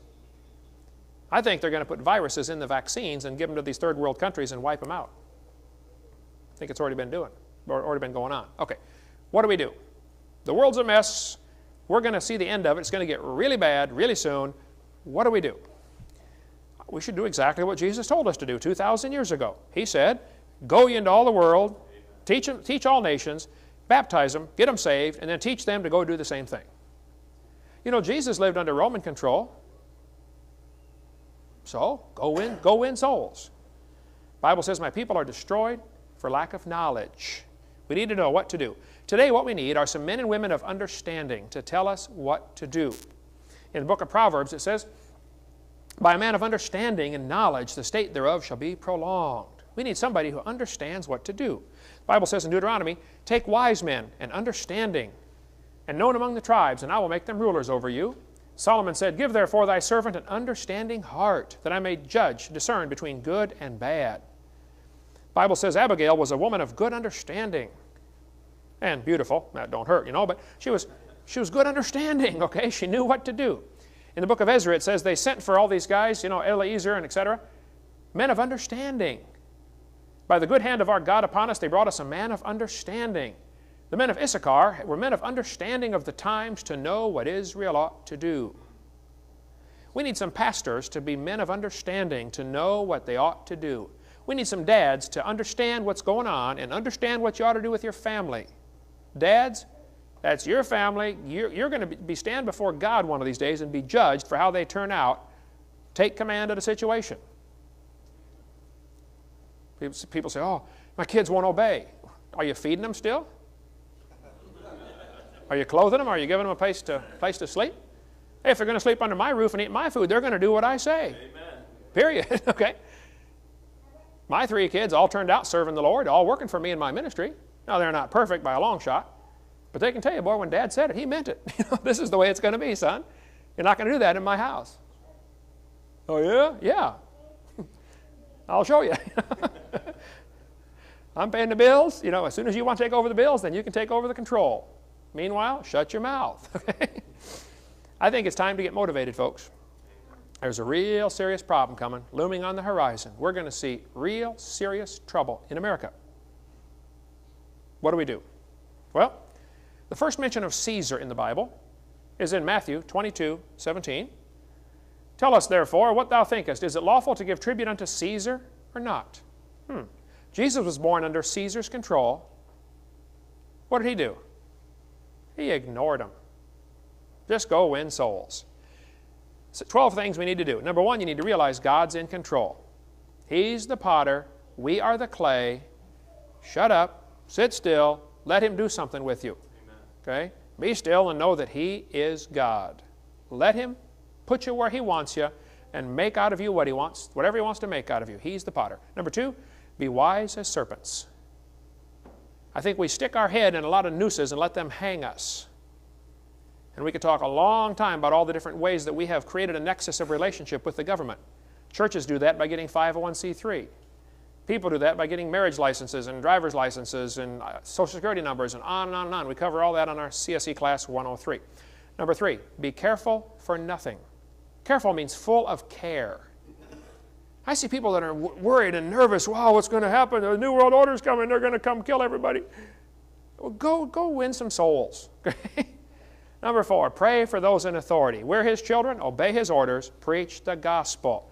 Be the salt of the earth. Salt irritates. Some of these Christians are so worried about offending somebody. Who cares? I want to please God. Nothing else is going to matter, folks. Use your influence. Everybody has influence. Some of you ought to get on the school board. I hear people say, well, Christians shouldn't get involved in politics. Oh, tell that to King David, King Solomon. Yeah. Daniel, he was involved in politics. I mean, read your Bible. Of course we ought to get involved, right? We need to teach the truth about creation. You know, in Acts chapter 17, there are only two great sermons in the book of Acts. Acts 2, Peter preached on Pentecost, spoke in one language. They heard him in 17 languages, an amazing miracle. And he spoke, and he quoted verse after verse after verse. The Jews were familiar with Bible verses. But in Acts 17, Paul preached on Mars Hill to the heathen. He didn't quote one Bible verse. Imagine preaching a whole sermon without one Bible verse. He just said, God that made the world. He talked about creation. And folks, if we're going to reach America, it's going to have to be using the creation message to reach them. The textbooks are teaching the evolution story. Textbooks in Escambia County, right here, are teaching the kids the evolution story. They learned it today. They're going to learn it again tomorrow. This textbook says, life arose from non-living matter present on the early earth. Does that agree with what the Bible says? No. Did we pay for that to go in the classrooms in this town? Yes. Doesn't that bother anybody? Oh, the earth is 4.5 billion years old. The oldest fossils are 3.5 billion years old. Eukaryotes evolved from prokaryotes about 1.5 billion years ago. They just teach it like it's a fact, folks. There's a war going on. Get involved. Do something. If a kid goes to 12 to 16 years to school in this town with what, over 200 churches in Pensacola, how's he going to view the world? Well, if he believes what he's taught in the textbook, he's going to believe in evolution. Number 9, don't get distracted. Satan's a master at distracting us on absolutely dumb things that don't matter. How many have seen a mobile? You put it over the crib and you wind it up, and the kid lays there and he goes, oh. We get distracted so easily. Average American watches 1,500 hours of TV a year. That's enough time to read your Bible 22 times. No, I don't think you ought to sit around and read the Bible all the day long, you know, but you ought to read it some. The Bible said, I will set no wicked thing before mine eyes. Do you put wicked things in front of your eyes? Folks, we're wicked. That's why we got all this government bureaucracy over us. The Bible says, for the transgressions of the land, many are the princes thereof. That's why we got all these bureaucrats, because we're wicked. The Bible says, righteousness exalteth a nation, but sin is a reproach to any people. Now here's the solution, right here. God told Solomon, if my people, which are called by my name, shall vote Republican, start a militia, store up survival foods. Is that what he said? No. If my people, which are called by my name, shall humble themselves. Hey, dads, When's the last time your kids saw you humble yourself? When's the last time they saw you at the altar praying for somebody? When's the last time they saw you crying for lost souls? When's the last time they saw you fast and pray in order to get somebody saved? When's the last time? Shall humble themselves and pray and seek my face and turn off their wicked TVs, or no, turn from their wicked ways. Then will I hear from heaven, forgive their sin, and heal their land. Folks, America needs to be healed. We got serious problems. God gave us the solution, and we're not doing it. I don't see it. Preacher, do you see it? I think we're going to get what we deserve. We're just going to get it. Little David was sent off to help his brothers. You know, they were fighting the war over there. Little David came up to the battle and gave him some cheese and raisins and stuff, and he saw Goliath out there. And David said, hey, why don't one of you guys go beat him up? And his oldest brother said, hey, go home and take care of the sheep, man, you little punk. Get out of here. And David said, is there not a cause? Wow, what a verse. Is there not a cause? Hey, what's your cause? I don't know what happened to me, brother, but about 14 years ago, I just got bit with this bug that this is the greatest cause there is. Preaching the gospel, winning folks, and evolution's the greatest obstacle, so let's just tackle it head on. Let's chop right at the root of the tree. Evolution is the philosophy behind all sorts of evil things going on. Let's just go right for the root. What cause do you live for? Is this it? Sports. Oh, wow, he can throw the ball through the hoop. Ooh, oh. Who's going to care in 1,000 years? Does anybody know who won the Super Bowl 10 years ago? Does anybody care? Doesn't matter. All those grown men out there fighting over that one ball, they can all afford to go buy their own. It's not sinful, it's just stupid. You pay a guy $5 million to carry a pig bladder down a cow pasture. I mean, come on. Get all them big lugs out of the way and I'll carry it down there for you, you know. We've gone nuts. The Bible says, he that loveth silver shall not be satisfied with silver. The people that have millions of dollars, do you know what they want? More. The people that have 50 pairs of shoes in their closet, you know what they want? More shoes. The people that have a big house, you know what they want? Bigger house. People that have a fast car, you know what they want? Faster. A gas, yeah, true. It takes us a whole lifetime to figure out things in this world do not satisfy. People that play golf, you know, 5 hours a week, you know what they want? Oh, 6 hours a week. 7, 8, 9. Hey, did you know if you spend thousands of hours practicing at golf, get the grip just right, you know, shoulders curled, this thumb and finger make a V, pointed toward this shoulder, same thing over here, knee slightly bent, shoulders curled, club face perpendicular to the ball, bend the right elbow first. If you practice for thousands of hours, someday you will be able to knock a ball into a hole in the dirt. And the angels rejoiced. Oh. We have gone nuts. The Bible says, seek those things which are above. Set your affection on things above. Love not the world, neither the things that are in the world. The lust of the flesh, the lust of the eyes, the pride of life. It's not of the Father, it's of the world. And the world passeth away. I remember when I was working at General Motors, working my way through college. Every night we'd put together 250-some trucks. Assembly line, you know, come by, do my thing, another one comes by, and we do my thing to the truck. And I thought, you know, everything I'm doing here is going to burn. It's all going to burn. When we were working at M&A together, brother, building cabinets, we worked hard, had a good job, but I said, you know, this is all going to burn. It's all going to burn.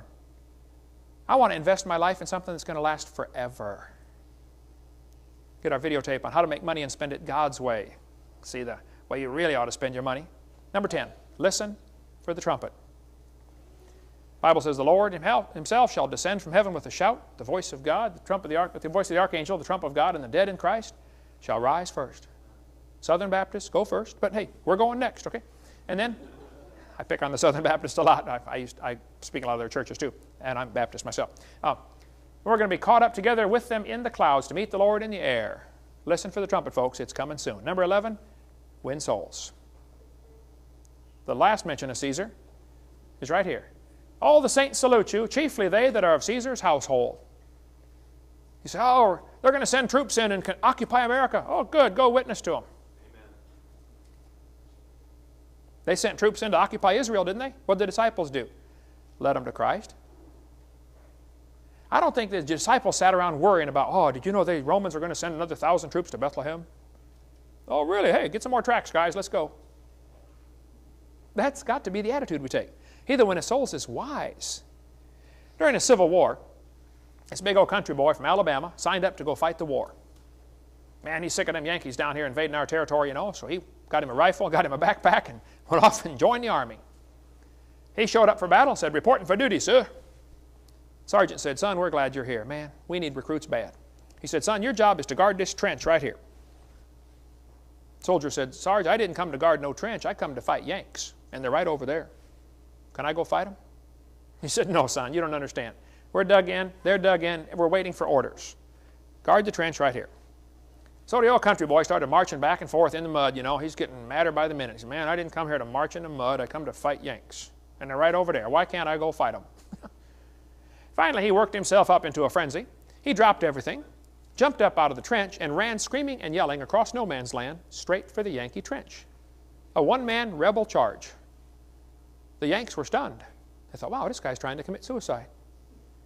He ran all the way across no man's land, jumped into the Yankee trench, picked up the first Yankee he saw, and kaboom, knocked him out. One punch.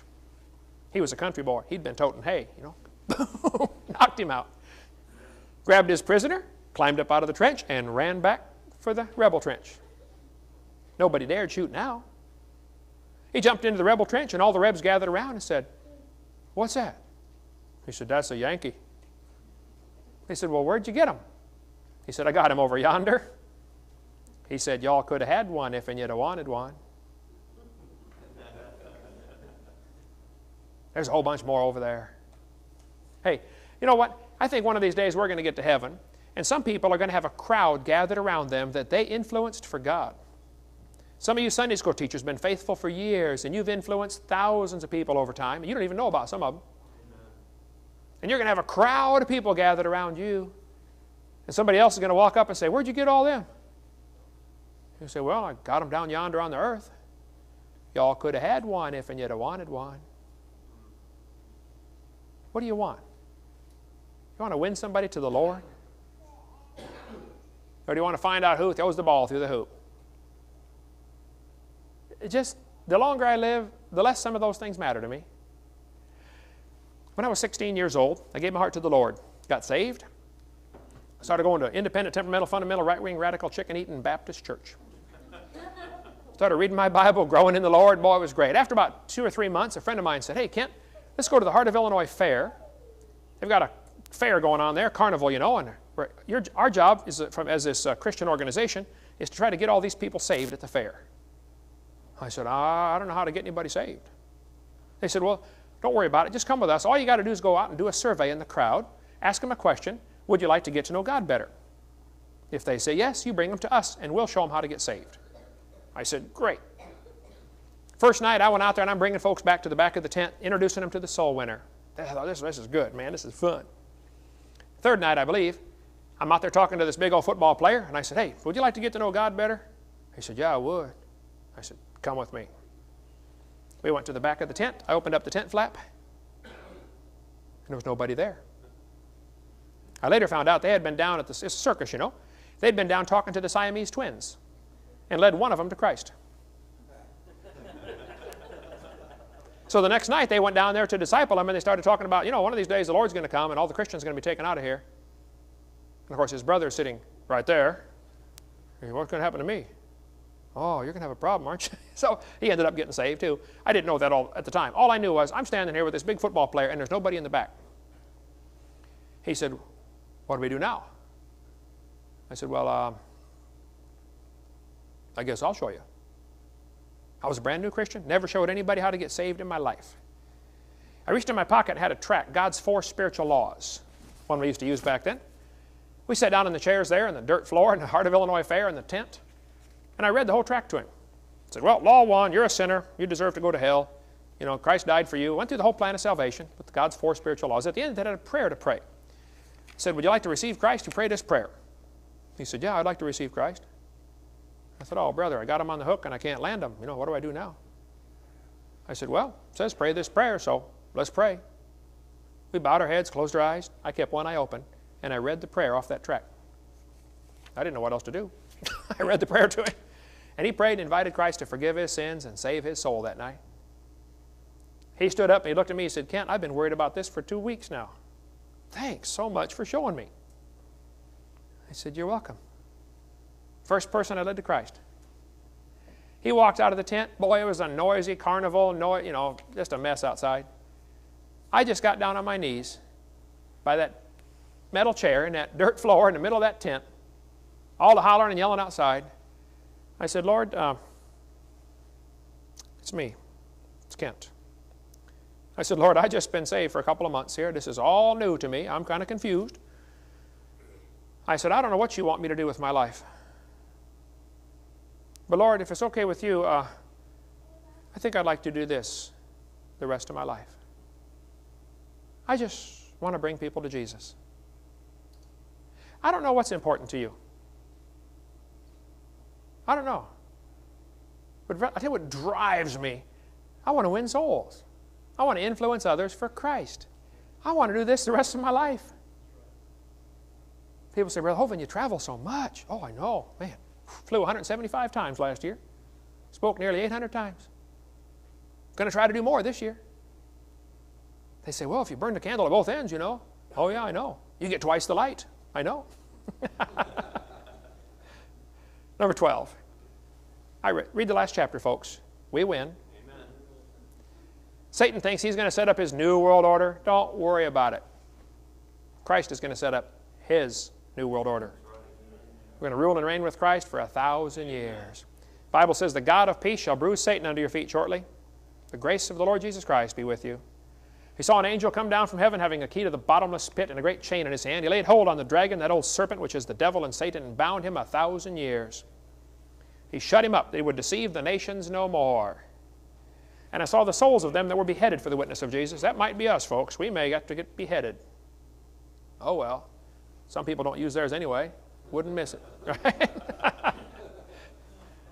We're going to rule and reign with Christ for 1,000 years. Then we're going to see Satan cast into the lake of fire forever. You choose which side you want to be on. I choose the winning side. Amen. The Spirit and the bride say, come. Let him that heareth say, come. Let him that is athirst, come. Come. Come to the Lord. If you're not saved, come to the Lord and let him forgive your sins. Even so, come, Lord Jesus. If we can be any help, our ministry exists to help strengthen your faith in the Word of God. Or, if you're not a Christian, we want to get you saved. Amen. That's what we're here for. Give us a call. You can get one of our catalogs. Our material is not copyrighted purposely. Come down and see our bookstore if you're in Pensacola, or get one of our videotapes if you're not, or come see our Dinosaur Adventure Land. Man, you want to have a fun time. We're having a blast. We don't really have a plan. Someday we'd like to sell the lawnmower once everything gets covered with buildings, you know, but basically that's the plan. We just want to influence people for the Lord. Find something to do. Hey, if you're here tonight and you're not a Christian, it's so simple. You and I are sinners. We deserve to die and go straight to hell for our sin, according to Romans 3:23.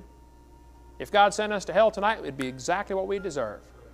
But, in spite of the fact that God's angry with the wicked every day, He loves you and He wants you to come to heaven. But He's not going to bring you like you are. You've got to come through Christ or you're not coming. So February 9th, 1969, a friend of mine said, Kent, you're a sinner? I said, I know that. He said, you deserve to go to hell. I said, yep, I know that too. He said, but Jesus died in your place. That's why He died on the cross, to pay for your sin.